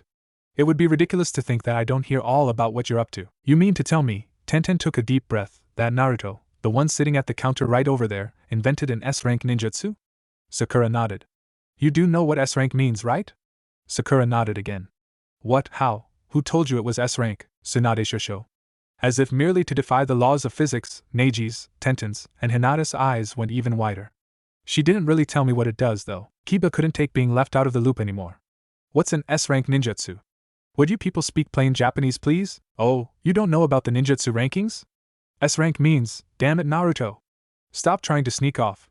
Naruto sat back down, mumbling something about only a little. S-rank means that it's too difficult for most Kage to learn, and it requires an ungodly amount of chakra, to the point where most people wouldn't be able to use it effectively in an actual fight. All of the eyes that hadn't widened quickly corrected themselves. S-rank techniques are usually never taught, because not many people have the skill or the power to use them. Naruto created one? He turned to Naruto, a look of disbelief obvious on his face. I'll believe it when I see it. Naruto's face lit up in a grin. You'll see it at the Chunin exams, dog boy. Unless you're afraid to come. Naruto? About the Chunin exam, Sakura hated being the bearer of bad news, but she was probably the only one who could tell him. I wouldn't get my hopes up, if I were you. What do you mean, Sakura-chan? I was in the finals last time, I'm sure that. Things have changed a little.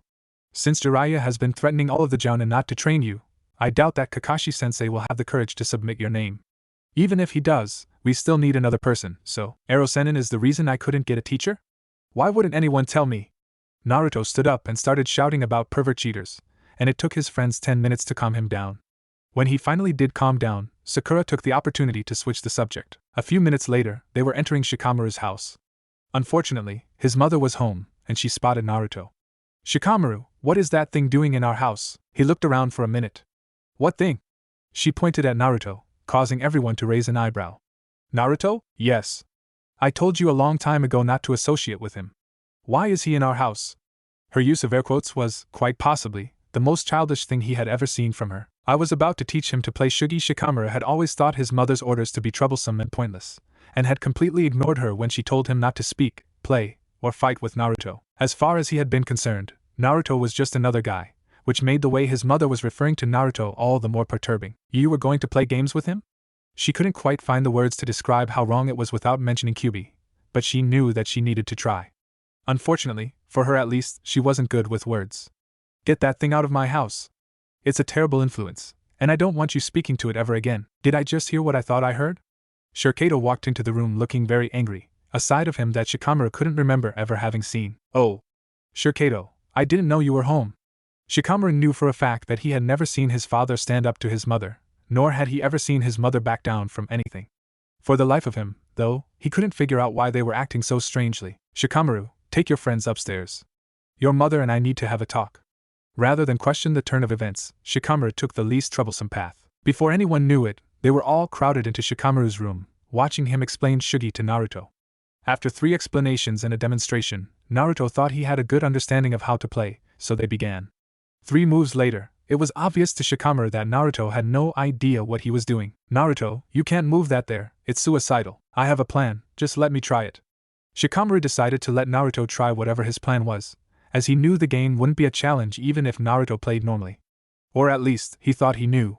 By the 15th move, everyone was watching the game with rapt attention, even though most had only stayed because they feared Ino's wrath. No one could figure out exactly what Naruto's strategy was, or if there were multiple strategies, or if he even had a strategy, but he was playing amazingly well. While Shikamaru's turns averaged taking about 90 seconds, Naruto's turns averaged about 3. Off to the side, the wagering pool was closed after the 20th turn. Shikamaru was in his thinking pose, realizing that he was having the hardest game of his life. How Naruto could possibly be that good in his first game, the super genius had no idea, but he was starting to question Naruto's status as a dead last. Not only were Naruto's moves quick, they were completely unpredictable and disturbingly well thought out. Every time that Shikamaru tried a new strategy, it was like Naruto had been waiting for him to try that strategy from the start. When the end of the match came, everyone was surprised except for Naruto, who was complaining that Shikamaru had obviously let him win. Hinata collected all of the money from the pool, and even she hadn't actually expected Naruto to win. Naruto tried to sneak out to go train while they weren't paying attention, but was caught by Ino. The group forced him to wait, while Chuji went to get Asuma, something that Naruto really wasn't looking forward to. When Shikamaru explained to Asuma that he had lost the game of Shugi to Naruto, the cigarette actually fell from the man's mouth. He just stood there, mouth agape, until Ino punched him on the arm. Finally Asuma waved it off, saying that it was impossible for anyone to beat Shikamaru, let alone Naruto. In honor of Asuma's statement, they forced Naruto to have a rematch with Shikamaru. Although he considered losing on purpose just to get out of the whole thing, Naruto ended up playing seriously, complaining that Shikamaru was letting him win periodically throughout the match. When Naruto won again, Asuma refused to believe it, claiming that it had been staged. Naruto wasn't particularly eager to prove anything to Asuma, as he had already tired of the game, but he still ended up playing a third round. At the very least, he was glad that the third game finished much more quickly than the 2 before it, Asuma being totally crushed. Finally they allowed Naruto to leave, but only after he promised that he would not only refrain from training for the rest of the day, he would also meet them at the same time the next Saturday. Not many of them liked the idea, but Ino and Sakura were disturbingly persuasive. An extremely defeated Naruto headed home to at least read some more from the scrolls he had borrowed. That was interesting. What did you think, Asuma-sensei? I have absolutely no idea, Ino. I don't get it.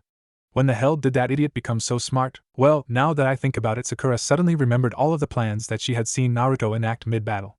Our first real fight was with an S-rank missing nin from the hidden mist named Zabuza. When Zabuza captured Kakashi-sensei, Naruto came up with and executed a plan to get Kakashi-sensei free. Asuma's eyes widened a little bit at the mention of Zabuza. Kakashi never mentioned that he had help from his team. Then there was the fight with those genin from Hidden Rain, where he came up with a plan to trick them into canceling their genjutsu prematurely. Oh, he also came up with a pretty good strategy when he fought Yu Kiba. What? He didn't have a strategy. Oh, so you punched out your dog for the hell of it? Kiba glared at her, but Sakura continued to think. During his fight with Yu Neji, he tricked you into letting your guard down after you attacked his bunshin. He also tricked you at the end of the fight. I wasn't conscious when he defeated Gaara, but Naruto defeated Gaara? When the hell was that? During the sand/sound invasion. I only know about it because I thanked Sasuke for saving me, and he said it was Naruto that beat Gaara. Like I said though, I was unconscious, so I have no idea how he did it. After that, When we had to fight the Rain Genin again on a mission, he had his Kage Bunshin rotate the water with chakra to make a little vortex. The only other fight that I was around for was when Naruto fought Sasuke on the roof of the hospital, other than using a little swirling wind ball to keep Sasuke's fireball from killing him. I don't remember Naruto using any strategy. So we've got 6, maybe 7 incidents where he used incredible strategies, and the rest of his life he was a complete idiot. Shikamaru, trying to make sense out of the number 1 ninja in surprising people, was developing a terrible headache. Well, regardless of his abilities, his training obsession seems a bit unhealthy. Asuma-sensei, how could you ever imply that training with the burning passion of youth is unhealthy? If anything is unhealthy, it's those cigarettes you smoke all of the time. Hey, they're not that bad. Well, yes they are, but that's not the point. No, it's not. The point is that Sasuke already left me because he was obsessed with power, and now Naruto's even worse about it. Sakura, I doubt that Naruto would leave the village. Tenten was not prepared to deal with Sakura crying. Not only would it kill his dream of becoming Hokage, it would defeat the purpose of getting the power. Naruto can't bring Sasuke back if Naruto is also a nuke. Sakura wiped the tears out of her eyes. I guess you're right, thanks Tenten. Still, he does seem to have a power obsession, and it probably isn't healthy to train quite as much as he seems to do. We know how many hours per day he trains. Kakashi said 18 minus meal breaks. 18? Guy-sensei, and I only train 16 hours per day, and that's between missions. How can his body tolerate that? He got a hopeful look on his face, as though he was considering adding 2 hours to his training day, which Sakura took as her cue to crush that idea completely. Tsunade Shusho says that his body shouldn't be able to tolerate it. Her guess is that his body is actually being heavily damaged while he trains, but then he heals himself up and keeps going. But Naruto-kun isn't a medic. How can he heal his own wounds? Tsunade Shusho isn't entirely sure about that either. She says it might be the result of something that she can't tell me about, or it might just be a byproduct of his own enormous chakra. Whatever the reason, he can apparently heal just about anything overnight, and channeling his chakra to the damaged area seems to speed the healing up. So Guy-sensei and I would probably end up killing yourselves if you tried to keep up with Naruto. Lee looked crushed, which Sakura took as assurance that he wouldn't try it. Anyway, we need to think of a way to get him to slow down a little bit. Why? What do you mean why? It's not healthy to train your body to the point where it falls apart. Besides, his training will probably be more effective if he slows down enough that he doesn't have to keep healing himself. But Sakura-san, the process of getting stronger is just the muscles breaking down and rebuilding, so the same principle. Shut up, Lee. Forehead's right. We can't just let him keep up something so dangerous. Let's think about this logically, shall we? Shikamaru was getting a little tired of the pointless bickering. If Naruto continues to train the way he has been training, what are the benefits? His healing ability will probably become more efficient from practice, his chakra capacity will increase more quickly from the extra strain, and he'll get the benefits of the actual training time. Now for the negatives, the only one we've listed so far is that, if it weren't Naruto, it would be a potentially lethal process. I guess we could also add that his mental state will become less stable as he has less human contact, but from the sound of things that Mabui person is maintaining daily contact with him, this whole thing is too troublesome. We should just leave him alone. We can't do that. I'm sure there's something we're missing that makes it obvious that he should slow down. How about we wait until it's not missing anymore? No, Shikamaru, I have a bad feeling about all of this too. You should all try to get him to let up at least a little bit. Enough that he isn't destroying and rebuilding his body on a regular basis. Asuma, so troublesome. Remind me why I'm here again. Because Kiba, Naruto needs the support of all of his friends. But I don't even agree with what you're trying to do, Sakura. If he can handle the training and he's not going to run away from Konoha, he should just keep doing whatever works. Sighing, Sakura realized that she had no choice but to tell them. Alright guys, listen up. The real reason that we all need to do this is that Tsunade Shusho has taken Anbu and Kakashi-sensei off of watching Naruto. I'm supposed to report his progress in his training to her every week, and the easiest way for me to find out how he's doing is for us to all meet like this every week. She decided not to tell them that it was only because of her own obsession with Naruto's training that Tsunade had agreed to her idea. Of course, there was no real need to keep Anbu on him anyway, as long as he thought they were on him. Wait, you mean we're spies now? Sort of. Does that mean that we don't have to try to convince him not to? No! For crying out loud, stop asking. As they walked up to the edge of the clearing, they saw Naruto form a Kage Bunshin. Not wanting to interrupt whatever he was doing, they just watched. Naruto was clearly audible, so they listened as well. Okay, so if we go 50 feet from the target, Naruto and his Bunshin walked backward a few feet, the power shouldn't dilute at all. The Bunshin began swirling chakra in Naruto's hand until he had a normal Rasengan, and then it dispelled in a cloud of smoke. Naruto pointed his hand at the tree, took a deep breath, and closed his eyes. Opening his eyes, Naruto screamed Rasengan Dangan, Spiral Blast Bullet. The others just watched in awe as the Rasengan shot from his hand and was almost instantly embedded in the tree he had been targeting, the trunk of which was quickly ripped to shreds before a small explosion of power came out the opposite side of the tree. While Naruto was celebrating the success of his newest technique, his friends were in shock. The technique he had just used, Rasengan Danon, was by far the most powerful ranged attack any of them had ever seen. Every piece of tree trunk that had come into contact with the Rasengan was completely disintegrated, and the attack had moved through the air so quickly that, even with the first 5 gates open, Lee knew it would be a difficult attack to dodge. By the time they had all regained their senses, they were surprised to see that Naruto again had a look of concentration on his face. Apparently he wasn't quite done. Forming a Kage Bunshin, Naruto picked another tree that had plenty of neighbors. We can probably back up to about 75 feet. The effect is supposed to last for 500, so we might as well make sure it won't crap out on us. Slightly disappointed that Naruto was just adding distance to his attack, his friends prepared to come out and greet him, only to see his Bunshin act completely different than the first time. Wanting to see exactly what was going to happen, Sakura held out her hands to stop everyone from entering the training ground. Naruto and his Bunshin formed the Urama Rasengan and aimed it at the target. While they were still trying to figure out what the difference was between this Rasengan and the one before, other than size, Naruto decided he was ready to try his technique. Urama Dangon, Great Sphere Bullet. Although it was covering a larger distance, the Urama Rasengan seemed to hit its target much more quickly. Naruto's friends probably would have been impressed by that, if it hadn't been for the sheer destructive power the technique proved capable of upon hitting the tree. Even Naruto was somewhat surprised by just how much the Dangon effect increased the power of his technique. The sphere of destruction created by this technique was at least twice as large as that of its predecessor, and it spread out in all directions, while the other had only spread out in the direction of the thrust. Watching Naruto's attack disintegrate everything within 25 feet of the point of impact, while uprooting a half-dozen trees on the edge of that area just to send them flying into other trees, breaking in half on impact, could only be described with one word. Scary. Not horror movie scary, or axe murderer scary, but the sort of indescribable scary that they had once attributed to Gaara.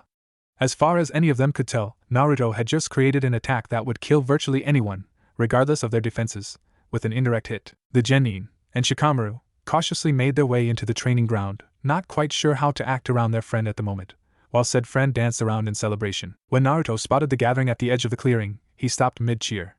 "Oh, is that today? Naruto, I demand that you teach me that technique. Dream on, dog boy. You couldn't do that technique even if I taught you how. Can you guys not have a fight right now?" Everyone looked over at Ino. As fun as it would be to watch Naruto kick your ass, Kiba, I'm hungry. He wouldn't kick my ass. I'm sorry, did you not see the technique he used just a moment ago? I'm pretty sure that technique could take down Tsunade-sama in one shot. Naruto looked a little flustered.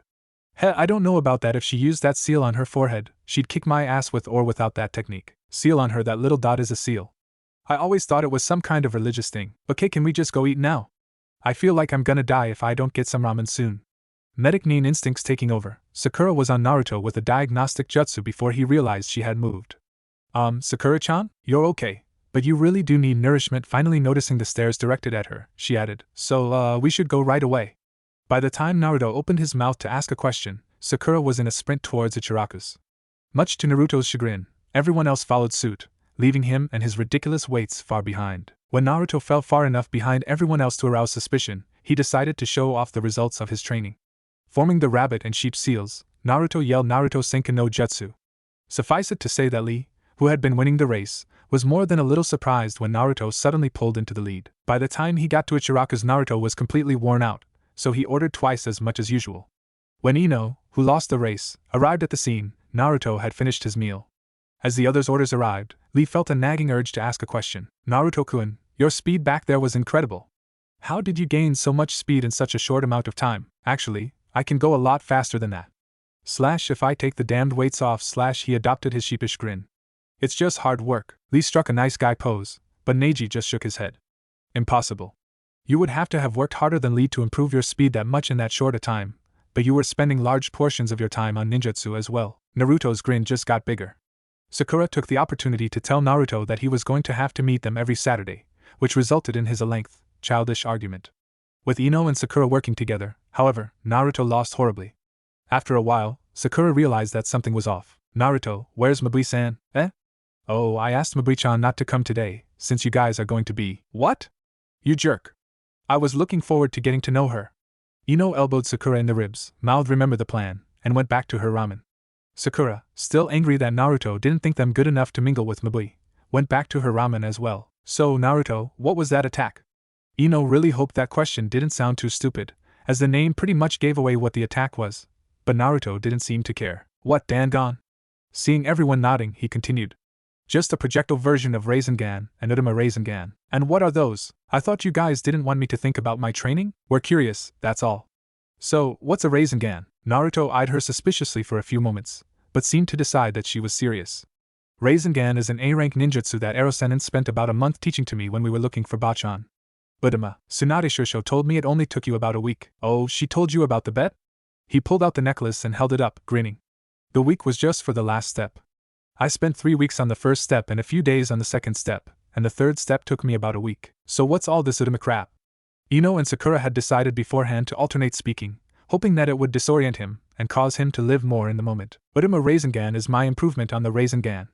His grin grew wider with each passing moment. It's way more powerful than Yandame's stupid thing. How long did it take you to make it, Naruto? About a week. Naruto had to hold his hands over his ears to block out the collective voice, as everyone said at the same time. A week. Yeah, I know, I didn't think that it would take nearly that long, but, Naruto, Tsunade Shusho said that your Udama Rasengan is an S-rank jutsu. It would have taken any normal person years. Well, I don't have years, so I did it in a week. Everyone just stared at him like he belonged in a lunatic asylum. Are you saying, Naruto, that you were able to invent the technique more quickly than anyone else would be able to just because you felt you needed to? Yeah, he started to look at Ino like she might have been crazy. If I'm gonna save Sasuke, I need as many good techniques as I can make in the next 3 years. I don't have time to waste, so I just keep reminding myself of why I need to have the technique, and it comes easier. He let out a sheepish laugh. Just like everything else, Naruto Sakura wasn't exactly sure what to say. The plan hadn't accounted for the possibility that he considered the drive to save Sasuke to be the source of his strength. I told you, we'll save Sasuke together, you don't have to do all of the work. Don't you think you could tone down your training just a little? I already did. What? When I agreed to take off Saturday afternoons and nights. Everyone face faulted. I meant other than. Forehead girl, let it go. I want to hear more about his Dangon thing. They continued on through lunch talking about Naruto's accomplishments and strengths, but the plan didn't seem to be working. If anything, Naruto seemed to get more determined to train harder, something that even Lee didn't really want. When Naruto explained some of the details and power of Rasengan and Dangon, every eye went wide, but other than that it was a total waste of time. After lunch was over, Shikamaru, really Ino, had another idea for Naruto, Go. Naruto had never played Go before, but he turned out to be a natural at that too.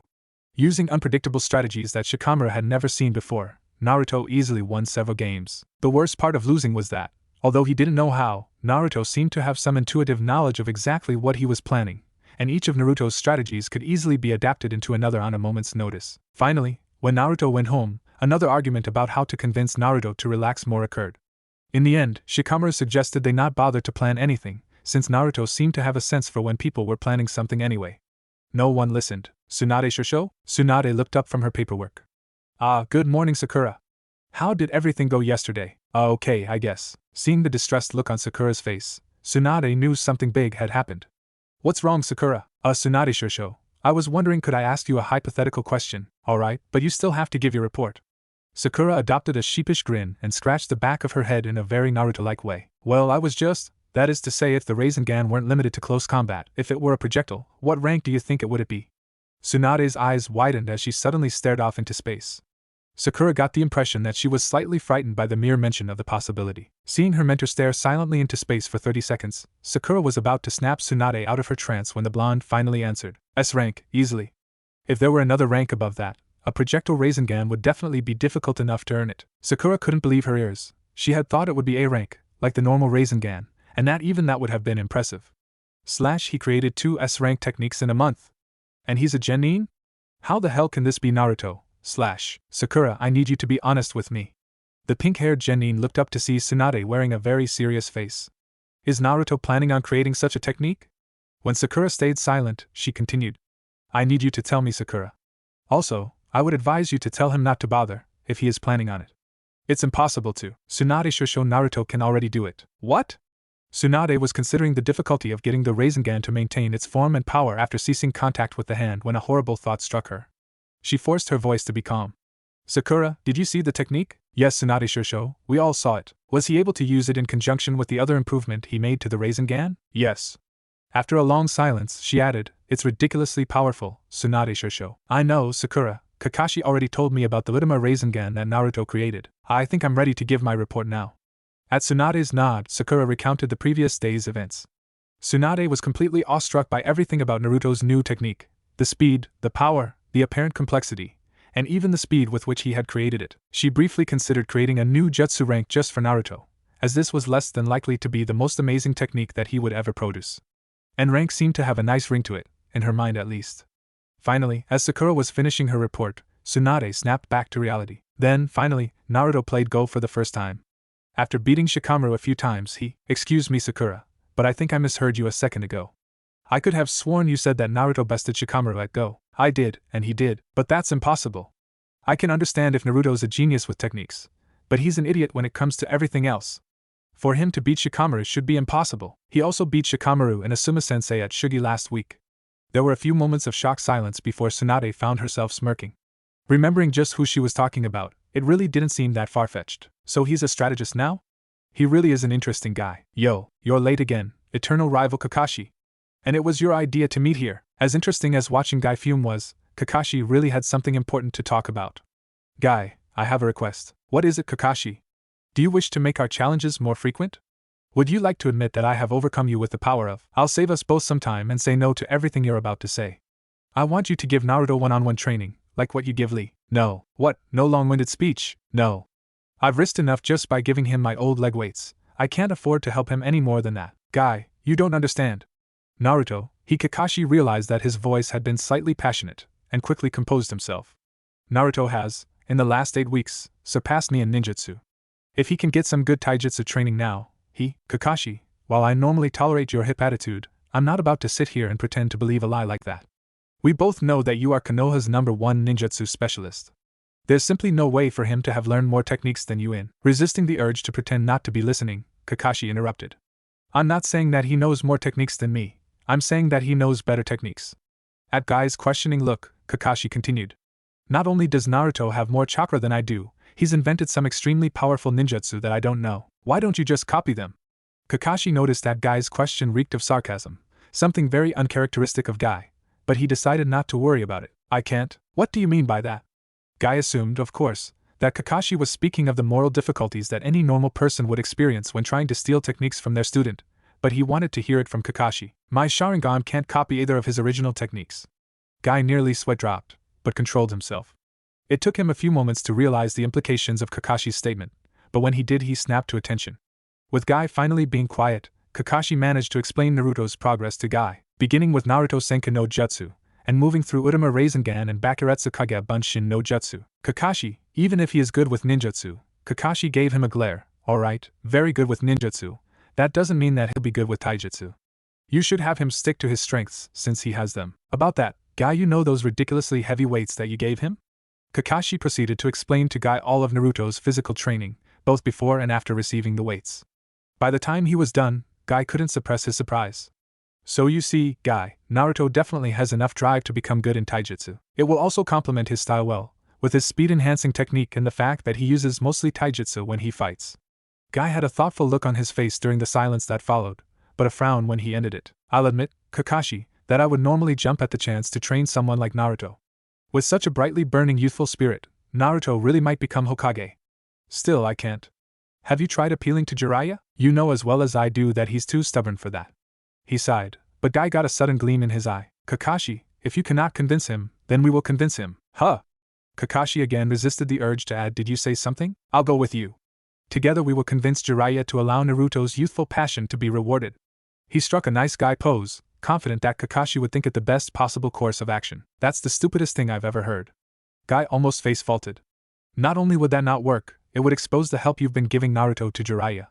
It would also mean that Jiraiya would watch the two of us more closely, and he would discover my help as well. We're not going to have his blessing either way, so my plan of doing it behind his back is better." Guy considered what Kakashi had said, and he had to admit that it made sense. Funny thing about Guy, he never cared about making sense. "Alright, Kakashi, I will agree to train Naruto on one condition." Kakashi forced himself not to his hopes up, because he had an idea of what the condition was. "Is the condition that we confront Jiraiya first?" How did you know? You're seriously asking that? With the way this conversation has been going?" At the look on Guy's face, Kakashi nearly sweat dropped. "Is there anything else I could possibly do?" "No." Kakashi's inner struggle raged on as he considered which was more important, his life or Naruto's training. Even if Jiraiya was unlikely to kill them, he was likely to injure them enough that they would be ineffective teachers for a few months. Knowing Jiraiya, he would even think to have Naruto's weights taken away, if anyone could carry them still. I can't just leave Naruto's potential untapped. Even if I teach him taijutsu, he'll never be as good under me as he would be under Guy. I really haven't been a very good teacher up until now, but is it really worth facing Jiraiya? Finally Kakashi reached his decision. Guy, I have one question to ask you before I can answer. What question is that, Kakashi? Is it possible that a death threat could get me out of this? No, it isn't. Alright, let's go see the perverted bastard who'll probably put us in the hospital. Yoshi, so you see, Jiraiya-sama, we have agreed that you must allow us to train Naruto. He is living in the explosion of youth. And, no. Kakashi looked back and forth between the ridiculously enthusiastic-looking Guy and the extremely annoyed-looking Jiraiya. I knew my idea was better Jiraiya-sama. I know that you're angry with Naruto, but I'm not angry, but I am disappointed. His eyes bored into Kakashi's. I'm trying to save him some pain. Sasuke is about as likely to come back to Konoha as Orochimaru, and even if he does come back he won't be the friend that Naruto is looking for. Whether that's true or not, Naruto is free to make his own decisions, Jiraiya-sama. I understand that you have every right to refuse to train him, but you shouldn't be able to keep us from doing it. I never said you couldn't train him, I only said that I would break every bone in your bodies if you did. Don't you even want to know what his hard work has done, Jiraiya-sama? Guy's face betrayed anger with the pervert. If he continues at the rate he's managed so far, he very well could bring Sasuke back. Jiraiya couldn't help but be a little curious at a statement like that. Considering that, as far as he knew, Naruto was receiving no help, the blonde boy's progress should have been fairly slow. Alright, he let out a sigh. I suppose you aren't going to shut up until I hear you out. Yoshi! Kakashi, you know more about it than I do, why don't you tell him? Kakashi pinched the bridge of his nose and sighed. Alright, Jiraiya-sama. I guess I'll start with his physical training in the course of several weeks. Naruto was able to double his running speed, and his stamina is such that it brought Aka Hoshi to tears. Aka Hoshi? What's so impressive about that?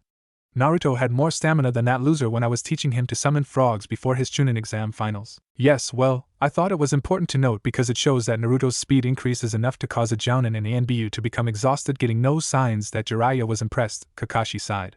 Moving on, he's managed to greatly improve his taijutsu form, and I'd say his skill in taijutsu is now about Chunin level. Jiraiya still didn't look very impressed. As far as ninjutsu goes, he's already created 2 original techniques. Let me guess, the first technique would give me a nosebleed big enough to send me to Wave Country. And, actually, no. His techniques aren't perverted in nature. Jiraiya's eyebrow raised at this bit of news, but it quickly lowered again. The first technique might still give you a nosebleed though. If he used it and punched you, he calls it Naruto Senku no Jutsu, and it amplifies his strength and speed. The effect is proportional to the amount of chakra he puts into the technique, and I've seen him become as much as 10 times faster when using it. 10 times, huh? That's not terribly impressive. It's more than Yandane's Shunshin, and he has enough chakra to make it even more effective. What's the other technique? A vastly more powerful version of Rasengan. Jiraiya gave no indication that he was impressed, but he couldn't help but be shocked at the claim. In what sense is it more powerful? In the sense that it does more damage, and to a larger area. He calls it Udama Rasengan, because the area of damage is actually spherical. I saw one blast decimate at least 15 trees, tear up the ground, and assault everything else in the area with gale force winds. I described the technique to Tsunade-sama, and she has decided that it is to be considered S rank. Jiraiya, the incredible ninja that he was, managed to stop himself from reacting to the news in any visible way. Is that all, Kakashi? No. He also learned Bakuretsukage Bunshin in 2 weeks just by reading a scroll. Where did he get a scroll for an A rank kinjutsu? Last I heard, Genin weren't allowed to be in possession of that scroll. Seeing no way out of it, Kakashi answered truthfully. I decided that I couldn't allow Naruto to go without some kind of direction, so I gave it to him. It's good to see that someone has some sense. All eyes were instantly on Tsunade, who was standing on the opposite side of the roof. I was beginning to think that no one would be willing to stand up to this blowhard. Tsunade, you know as well as I do that Naruto is deluding himself, and his delusions will never allow him to realize his dream. I'm just protecting him. No, Jiraiya, you're trying to change your past by living through him. That's not why I'm here though, Tsunade-sama. Perhaps you can reason with Jiraiya-sama. For no apparent reason, Guy struck his nice guy pose. We must not let Naruto's passionate youth go to waste. Actually, Guy, that's not why I'm here either. Guy's face fell into an overly dramatic pout, but she ignored him. I just wanted to impress on Jiraiya the quality of the student he's given up. I didn't give him up. Jiraiya couldn't help but think that everyone around him was an idiot, as it was clear to him that Naruto would quickly realize that Sasuke wasn't really his friend. When he realizes the truth, and ceases his fruitless pursuits, I'll gladly take him back, and I'm sure he'll thank me for stopping him from being an idiot. I wouldn't be so sure of that if I were you. Tsunade's smirk was growing dangerously large. It seems that his drive to retrieve Sasuke is going to be one of the key factors to his growth. What with his new 18-hour daily training regimen, his friendship with the head librarian, and these new jutsu he's been creating, he'll probably surpass both of us within a year or two. 18 hours? He won't surpass us, he'll kill himself. You're actually allowing this? Not only am I allowing it, I'm encouraging it. Oddly enough, he seems to be built in such a way that he actually grows stronger at a quicker pace when he puts his body under constant near-fatal stress. Jiraiya, sporting a look of absolute terror at Tsunade's attitude towards the situation, would have responded had a particular thought not struck him at that moment. Did you say he knows Mabi? / does this mean I'm not welcome in the library anymore? / Yeah, she's even helped him with his techniques. Speaking of which, he's developed another new S-rank ninjutsu, which is the reason I came here. Tsunade just watched with a satisfied expression as Kakashi and Guy displayed obvious shock at the news, and even Jiraiya's front faltered for a moment. Not only is his new technique extremely powerful, but it's of particular interest to you, Jiraiya. Clearing his throat to make sure that his voice would be steady, Jiraiya prepared himself to ask the question he knew she was waiting for. And why exactly would that be, Tsunade? Think about it, Jiraiya. What was the only thing that Yondaime ever gave up on? Rasengan Tama of as realization hit him, Jiraiya felt a small surge of fear at what she was implying. That's impossible. We spent 2 years trying to figure out a way to make that technique work. I'll admit that Naruto's determination helps him a lot, but he's no genius. If you actually expect me to believe, actually Jiraiya, I don't really care whether you believe me or not.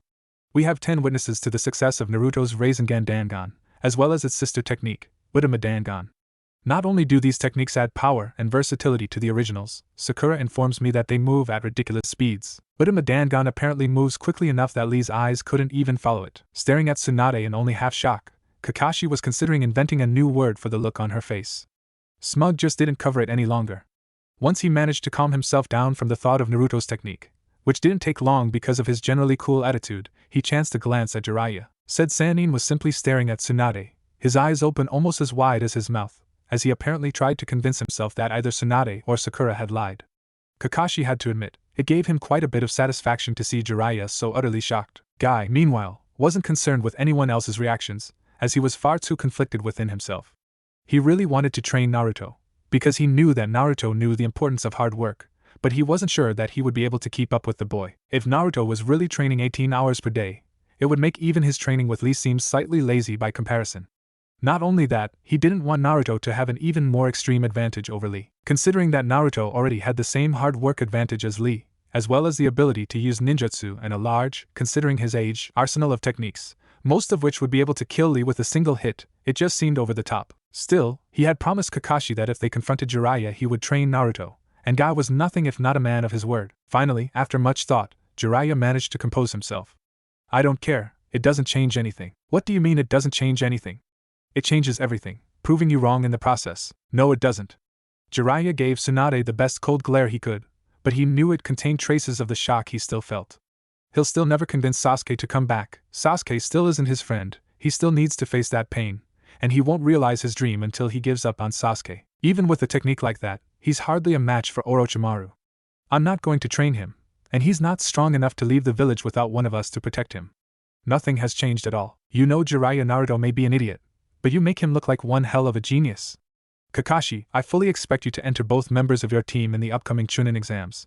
The exams are in Konoha, so Naruto can attend without much danger. As for his training, I think he's probably better off without Jiraiya, but if you want to line something up to help him, then I'll support you wholeheartedly. Don't worry about the old pervert. If he does anything to you, then I'll fix you up and deal 10 times as much damage to him. After giving Jiraiya a thoroughly menacing glare, she turned and left. Guy, we're done here. Let's go. Yoshi! And with that, Jiraiya was left to his anger, alone on the roof. As Naruto sat alone in the middle of the training ground, or what remained of it, he came to a startling realization. He was completely out of ideas. Having improved the Rasengan in every way that he could imagine, he had nothing of Yondaime's left to work with. He had tried reading some scrolls in the library about famous ninja, but most famous ninja had relied on Kekai Genkai, unique weapons, or other specialties that he didn't have. Left with only one realistic option, Naruto turned to his own experiences, hoping to find a weakness to correct or a strength to develop. Starting with his academy years, he tried to remember as many of his fights as possible. A few sparring matches had taken place in the academy, but nothing serious enough to reveal his strengths or weaknesses. The Bell test showed that his speed and forethought needed to be improved, but not much else. His part in Team 7's first fight with Zabuza was just a plan, and he didn't remember much of the second one. His recollection of the fight with the Grassnin, Team 7's first real fight in the Forest of Death, was also fuzzy. The Rainin team was defeated with a Kage Bunshin trick, not much to work on in that department, and Kiba was basically defeated with a fart. When he came to his fight with Kiba, He was sure that he would find something to work on, but he was wrong. The only real problem he had in the fight was that he wasn't as fast as Kiba, and Guy's weights were sure to fix that. Fighting Niji had also shown off his lack of speed, but not much else that could really help him. Getting frustrated at all of the dead ends, Naruto turned to the fight with Gaara. He briefly considered working on the 1,000 Years of Pain technique, but decided that it wasn't really worth the effort. Even the fight with Kabuto revealed nothing of interest, which left him with only one major fight that he could remember, Sasuke. Naruto had been purposely avoiding thinking about the fight with Sasuke, mostly because of the things Sasuke had said during the fight, but he realized that he couldn't avoid it forever. Going over the fight in his mind, he quickly realized that it had been the single longest fight of his ninja career. He decided to break it into sections, both normal, Sasuke's bruise thing, no one had ever explained to him what the curse seal was, Kyuubi's help, and both weird. The fight while they were both normal had been, in a word, pitiful. Sasuke had completely dominated that part of the fight until its end, which was pretty much a tie. All that Naruto could remember from that part of the fight, however, was that Sasuke's strength and speed had increased drastically for no real reason. Moving on, he was proud that Sasuke had resorted to his trump card first. The Chidori through his chest had hurt like hell, but at least Sasuke had felt threatened by his capabilities. Still, Naruto couldn't really think of anything of use except for a healing technique, which he really had no need for. Luckily, the Kyuubi chakra section was much more enlightening. While using Kyuubi's chakra, he had done things instinctively that had turned out to be very effective, and he knew exactly which one he needed the most. Before he could get to work, however, he heard a familiar voice. "Yo, Kakashi-sensei? Why are you here?" "I'm just here to tell you about some cool training I've lined up for you if you're interested." "Of course I'm interested. When do we start?" Kakashi-sensei's finally gonna train me. "I'll get stronger for sure. Are you gonna teach me a new technique? Or some super taijutsu move?" "Oh, I know you're going to." Naruto's rambling ceased instantly at the harsh tone. "I won't be the one training you, it'll be, again? Why won't you train me, Kakashi-sensei?" "To be honest, Naruto, I don't think my training would do you much good right now. I got you something even better though. How would you like to train with Guy and Lee?" Kakashi's question was answered pretty clearly by the drool from Naruto's mouth, but the boy decided to respond verbally too. "You got super brows to train me? Yada! I'm gonna get so strong. When do I meet him?" Kakashi needed to calculate exactly how late he was. "I'd say about an hour ago, maybe 2. "What? I'm late?" "Kyuso." He proceeded to Team Guy's training area at a pace that Kakashi couldn't really describe. All he knew was that Naruto clearly couldn't handle Guy's weights yet, meaning that Guy would probably swap them out for lighter ones. Forcing his curiosity aside, he went back to his original task, finding a third member to take the Chunin exams with Naruto and Sakura. "Ah, Naruto, there you are. I expected you here 5 minutes ago." "5 minutes?" Kakashi-sensei said. "An hour." "I know, Kakashi, and I didn't want you to be late, so I told him to get you here an hour earlier than I wanted you to be here." "Brilliant strategy, Guy-sensei." Lee was about halfway to his nice guy pose when a question occurred to hhim. "But why is Naruto-kun here?" "Good question, Lee." Try as he might, Naruto couldn't figure out how they kept making their teeth do that weird sparkling thing. "Naruto will be joining us in our training for a while, as he is a shining example of the power of youth." "Do you guys talk like that all the time?" Lee and Guy chose to ignore Naruto's question. "This is great, Naruto-kun. I look forward to seeing you prove that dropouts can defeat geniuses with hard work." "Yoshi! Let's start training." "Not yet, Naruto." Guy could tell that Naruto was anxious to get going, something that he admired, but he knew that it would be pointless unless he first gauged Naruto's skill. "First I need to watch you spar with Lee so that I can see your taijutsu in action." "What? I have to fight Fuzzy Brows already?" Not only was Naruto not confident with his ability to move properly in his leg weights, he had finished his 5 hours of laps just 2 hours earlier. "Relax, Naruto, it isn't a full-blown fight. The rules are simple, taijutsu only, do your best, and don't give up until I end the match. Ready?" Lee took his normal stance while Naruto shook his head furiously. "Begin!" Lee, overestimating Naruto, ran at him full speed. Naruto saw Lee's movements clearly, but couldn't dodge with the weights on, so he blocked the roundhouse kick with his arm. Seeing an opening, Lee threw a punch at Naruto's torso, using the remaining momentum from the kick to add speed and power. Naruto tried to jump backward out of the way, but wasn't fast enough with his weights on. Lee's punch sent Naruto flying into a tree, then tumbling onto the ground, where he stayed for a few seconds before standing up. Never one to take the defensive, Naruto charged Lee and threw a punch at the boy's head. Lee merely caught Naruto's punch and redirected it towards the ground before chopping the newly exposed back of Naruto's neck. Naruto, of course, fell to the ground with a dull thud. What surprised Lee and to a lesser extent Guy was that Naruto got right back up, even though Lee's attack had been a perfect knockout shot. "Naruto, I think those weights may be too much for you after all. Maybe you should try without." "No! I can do this, I have to." With that, Naruto renewed his offensive. He threw a roundhouse at Lee, which Lee blocked, but then he spun around and followed up with a crescent kick from his other foot. Lee barely had time to register the sudden increase in Naruto's speed before the attack hit his arm right above the first. While blocking the attack was well within Lee's capabilities, the fact that it was unexpected and several times stronger than Lee expected it to be, along with the fact that the first attack had weakened his guard, caused his block to give way. Lee, having been kicked full force in the face, found himself flying several feet through the air and landing in a heap on the ground. Naruto, who had fallen after using both of his legs to attack, got up with a smirk. "Don't underestimate me, fuzzy brows." Seeing Lee getting up as well, Naruto charged again. On the sidelines, Guy couldn't help but wonder how Naruto had suddenly gotten stronger in the middle of the fight, even if the change hadn't been terribly significant. Dodging Naruto's punch, Lee went into a leg sweep to find that Naruto had taken to the air and was about to come down with an axe kick.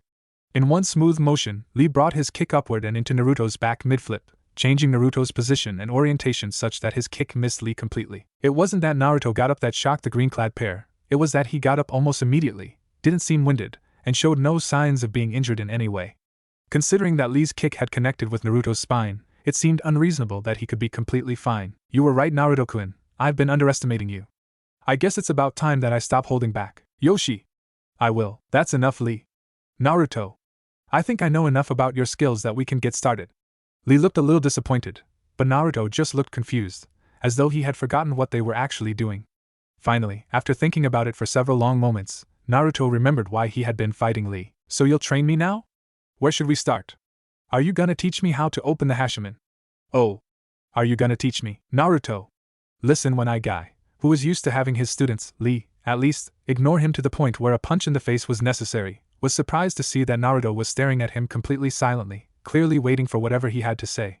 "Yes, well, I'll start with your strengths. Along with a burning determination that can only be obtained in the springtime of life, you have great resilience. I've never seen anyone take attacks so well before. You also seem to have plenty of stamina, and your ability to come up with unpredictable tactics is amazing." He struck his nice guy pose. "I truly admire your spirit of youth." "What tactics are you talking about, Super Brows?" All I did was fight. Guy hadn't really been thinking about the sparring match when he had said it, but he was still able to think of one example. "Well, for example, when you used your second leg to attack the same defensive point on Lee. Not only had the first attack weakened Lee's guard, but the second attack was so unexpected that he didn't think to block it anyway. Combine that with the fact that you maintained momentum from the original attack, meaning that the extra weight was already dealt with, and you're left with the brilliant maneuver which landed a blow on Lee, despite his vastly superior strength and speed. That's a tactic? I just did it because it made sense. That's what tactics are, Naruto. How can he not know that? Anyway, onto your weak points." Naruto's grin made a triumphant return at the thought of correcting all of his weaknesses. "Speed, strength, and form are your clear weaknesses." Understandably, that statement made Naruto's sweat drop. Guy had basically just said that Naruto's weakness, as far as taijutsu was concerned, was taijutsu. "I can understand that, training under Kakashi, your speed and strength aren't your strong points, but your form is your main weak point.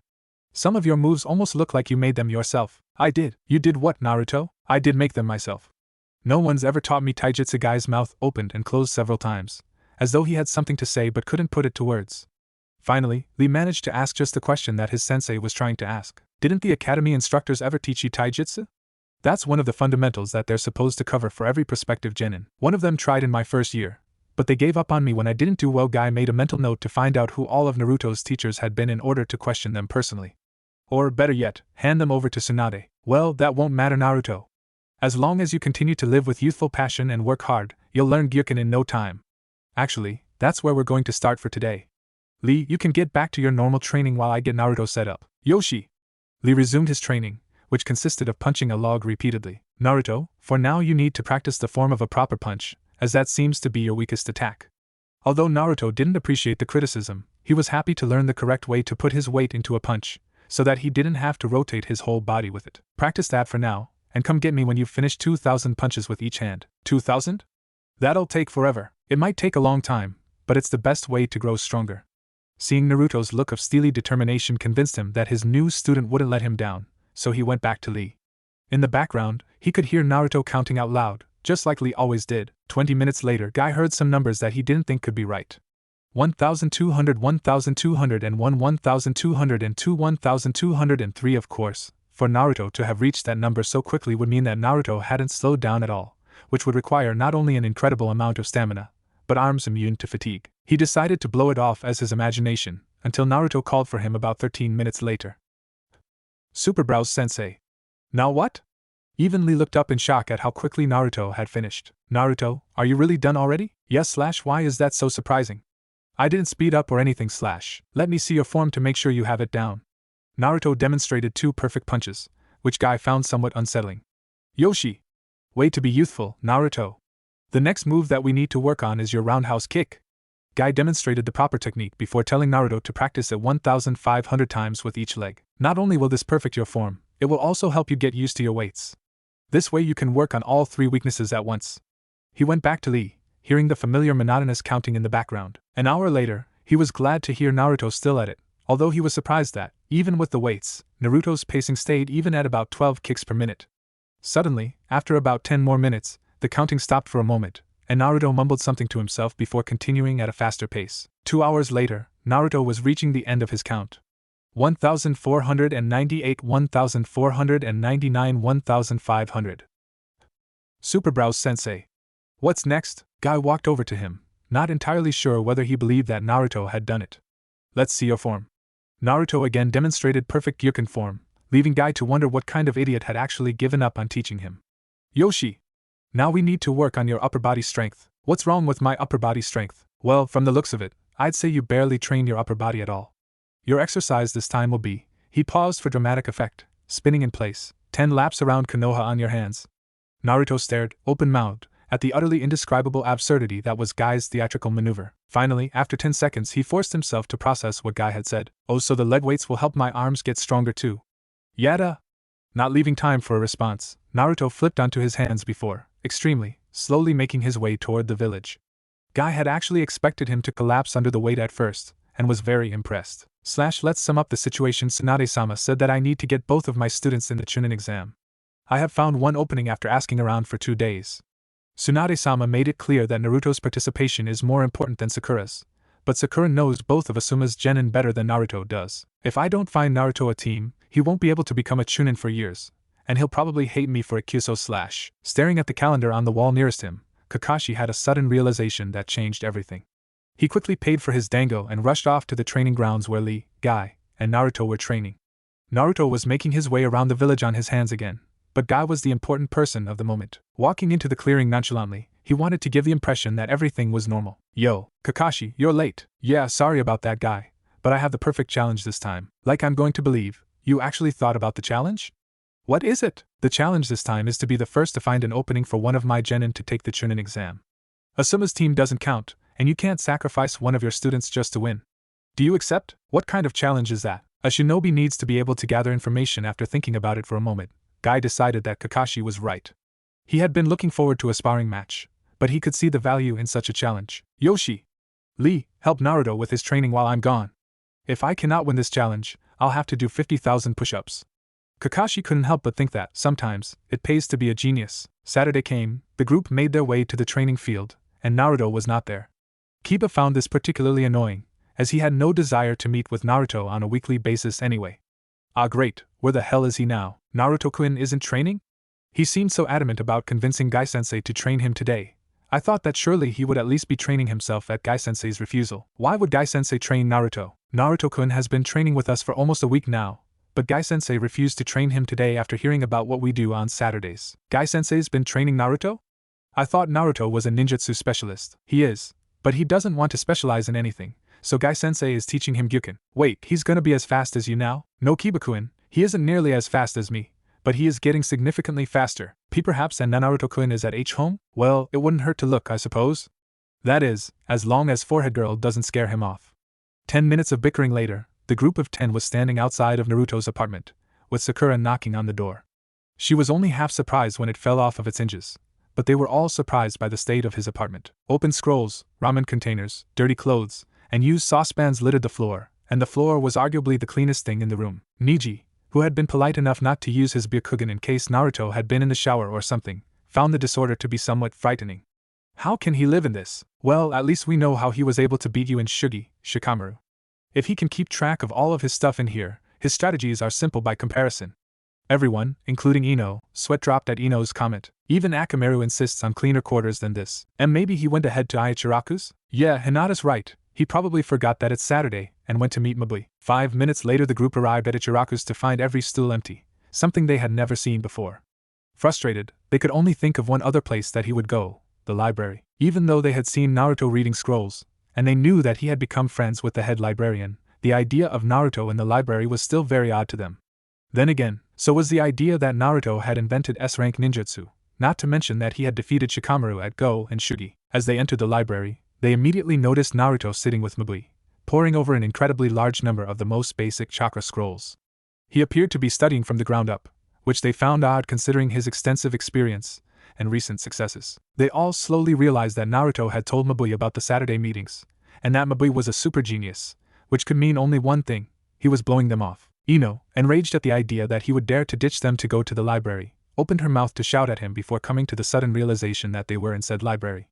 While she stood with an angry look on her face and her mouth wide open, Lee failed to remember that fact. Naruto-kun, I admire your dedication, but even when living in the springtime of life, it is alright to take time off to spend with your friends. If it had been anyone else, it wouldn't have attracted nearly as many stares, but Lee had a way of being about 10 times louder than anyone else. Oddly enough, even when every eye in the library was on him, he didn't seem to realize where he was. Naruto looked at him like he had single-handedly brought on the end of the earth, but Mabui just smiled at him. Lee-kun.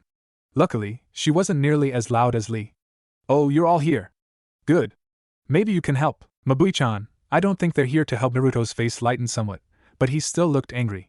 They probably want to try to teach me some time-wasting game or something. They taught you games? Like what? Those games weren't time-wasting. Naruto/so troublesome. Why can't he just lie down and watch the clouds like everyone else? Go and Shugi teach strategy, something. You taught him to play Shugi? I love Shugi. Naruto, finding himself unable to speak, stared at Mabui with his mouth open. Naruto, we have to play some time. His mouth was moving, but there was no sound coming out, so he gave up. Even if he had been able to speak, he wasn't sure that he had words to express how utterly horrifying he found the revelation that Mabui liked such a boring game. Mabui-san, why don't you come with us? I'm sure that there'll be plenty of time after whatever Asuma-sensei planned. Sakura-chan, can we please not do this today? I'm having a really hard time figuring something out, and we just found something. Naruto, you can't just train all the time. Ino, having finally composed herself, couldn't help but express her annoyance. While her annoyance was actually at his sudden growth and strength, not his training habits, she didn't think he needed to know that. So how about it, Mabui-san? We're just going to grab some lunch before heading over to Shikamaru's house. Mabui really didn't have to think about it, as she had been hoping they would ask her ever since Shikamaru had mentioned Shugi.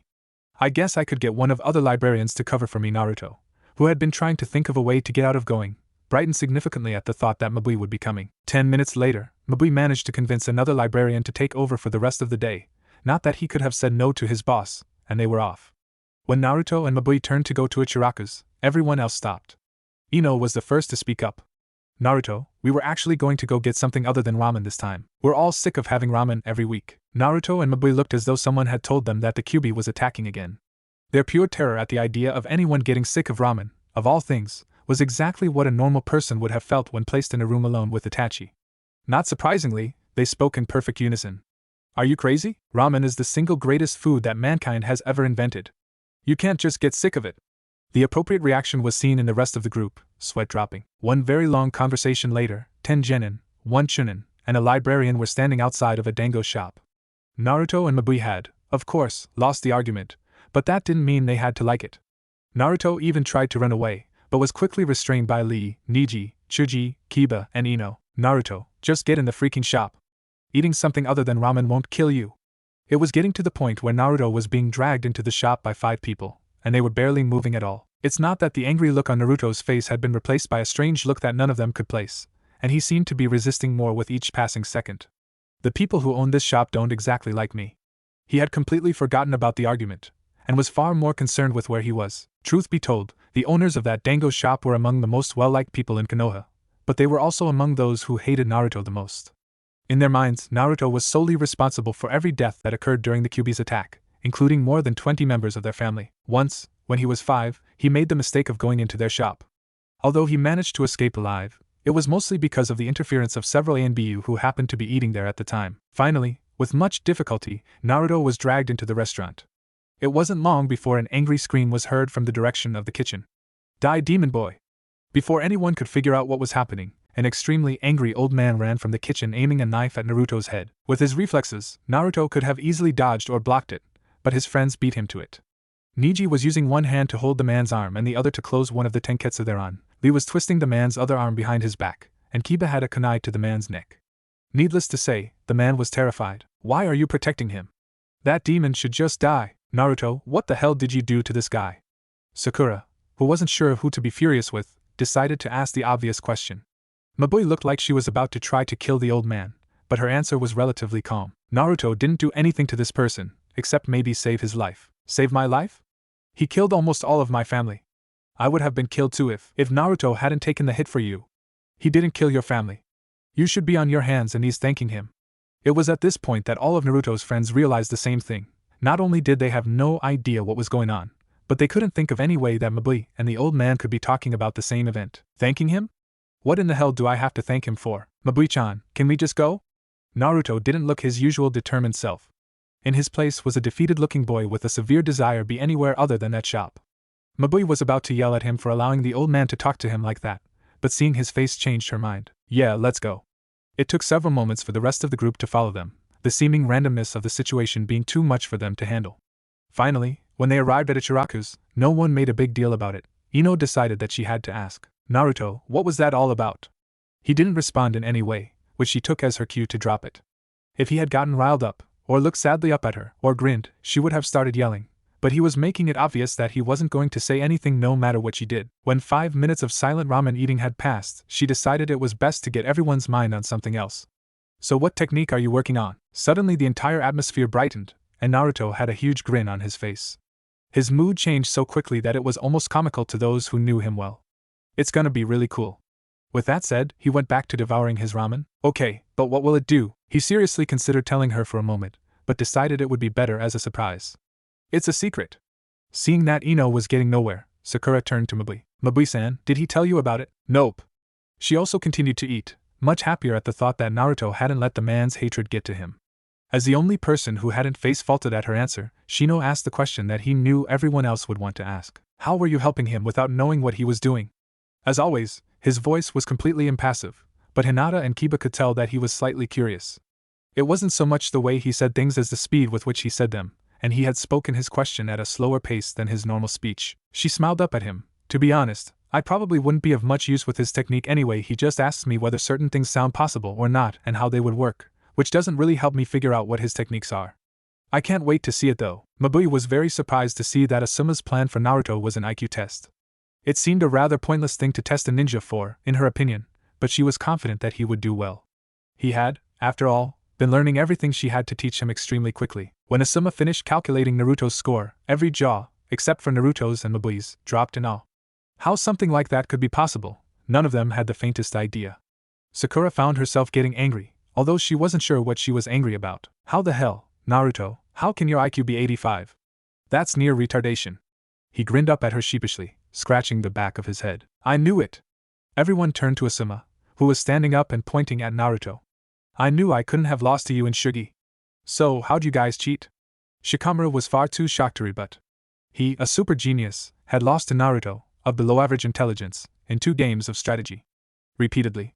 On Naruto's first times playing the games, the shock that the others were experiencing was somewhat more appropriate.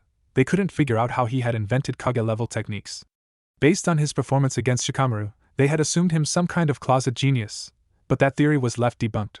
Unless, Asuma-sensei, did you cheat on Naruto's test? Asuma, still pointing at Naruto and waiting for a response to his question, turned to Ino with a look of confusion. You really believe I would do that? Seeing that she wasn't about to back down, he let out a long sigh. No, Ino, I didn't cheat on his test. Ino was about to draw him into an argument when she was cut off by Mabui. Enough about the stupid test. Those things are worthless anyway. I want to play Shugi with Naruto. Worthless? I was told you were a super genius, so you must have taken an IQ test at some point. Bah! She waved a dismissive hand. All of those things are unreliable. I'm probably just average. When I took this test it only gave me a 120, and then that other one gave me a 210. If the variance is that much, I don't trust either one of them. Your scores differed by 90 points? While that fact provided significant comfort for Shikamaru, it gave Asuma a huge headache. Whatever, I'll go get the Shugi board. 10 minutes into the game, Naruto was beginning to enjoy himself. Unlike Shikamaru, Mabui made all of her movements quickly and provided him with a real challenge. Asuma was off to the side trying to figure out exactly how Shikamaru could be giving Naruto signals once every 5 seconds from behind, and Shikamaru was standing behind Naruto in the hope that he would better understand how Naruto's mind worked from that vantage point. After a 30-minute match, featuring a total of 720 moves, Naruto emerged victorious. Wow, Mabui-chan, that was really fun. Thanks for not holding back too much, unlike Shikamaru. Holding back? She looked up at Shikamaru, who just shook his head. I wasn't holding back, you beat me fair and square, eh? He tried to allow himself to believe her, but he couldn't. There's no way that's true. You're so smart, I could never. But it is true, Naruto. Mabui and I weren't holding back on you.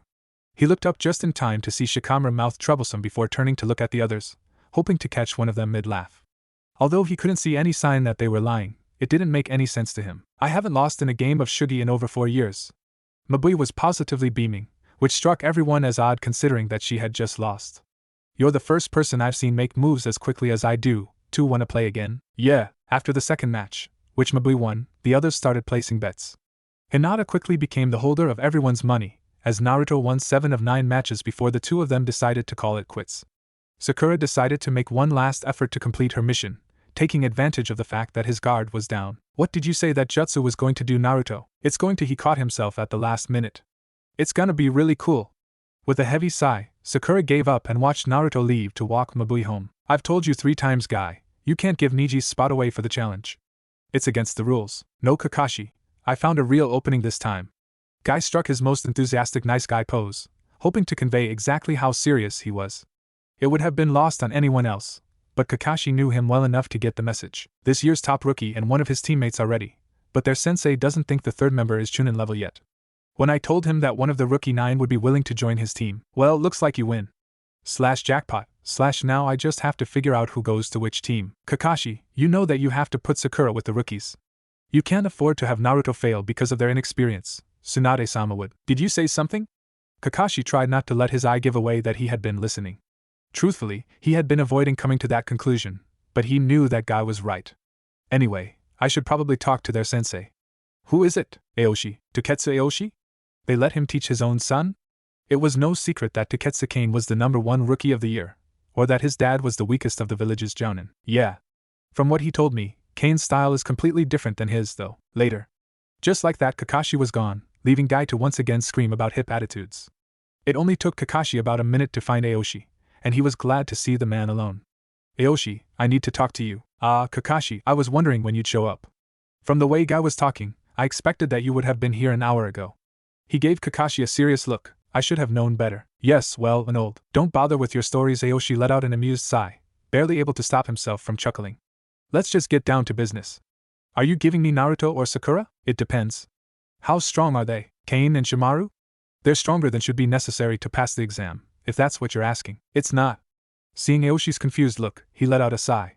You probably haven't thought about this, but nearly all of the finalists from the last exam will be participating again. That includes almost all of the rookie 9, along with Guy's team and Gaara's team from Suna. Oh, I get it. You don't want to know if they're Chunin level, you just want to know if they're going to be weak enough to drag your student down. I wouldn't worry about that though, they're both pretty strong for their age. Although he could tell that Aoshi was confident in them, Kakashi had his doubts. Sakura, Tsunade-sama's apprentice? I was actually hoping to get Naruto, after seeing him beat the Hyuga last time, but I suppose she'll do. Kane will be a little disappointed / Well, I'd better tell Asuma that Naruto will be joining his team. Later, Saturday rolled around, and Naruto couldn't have been less happy with his progress.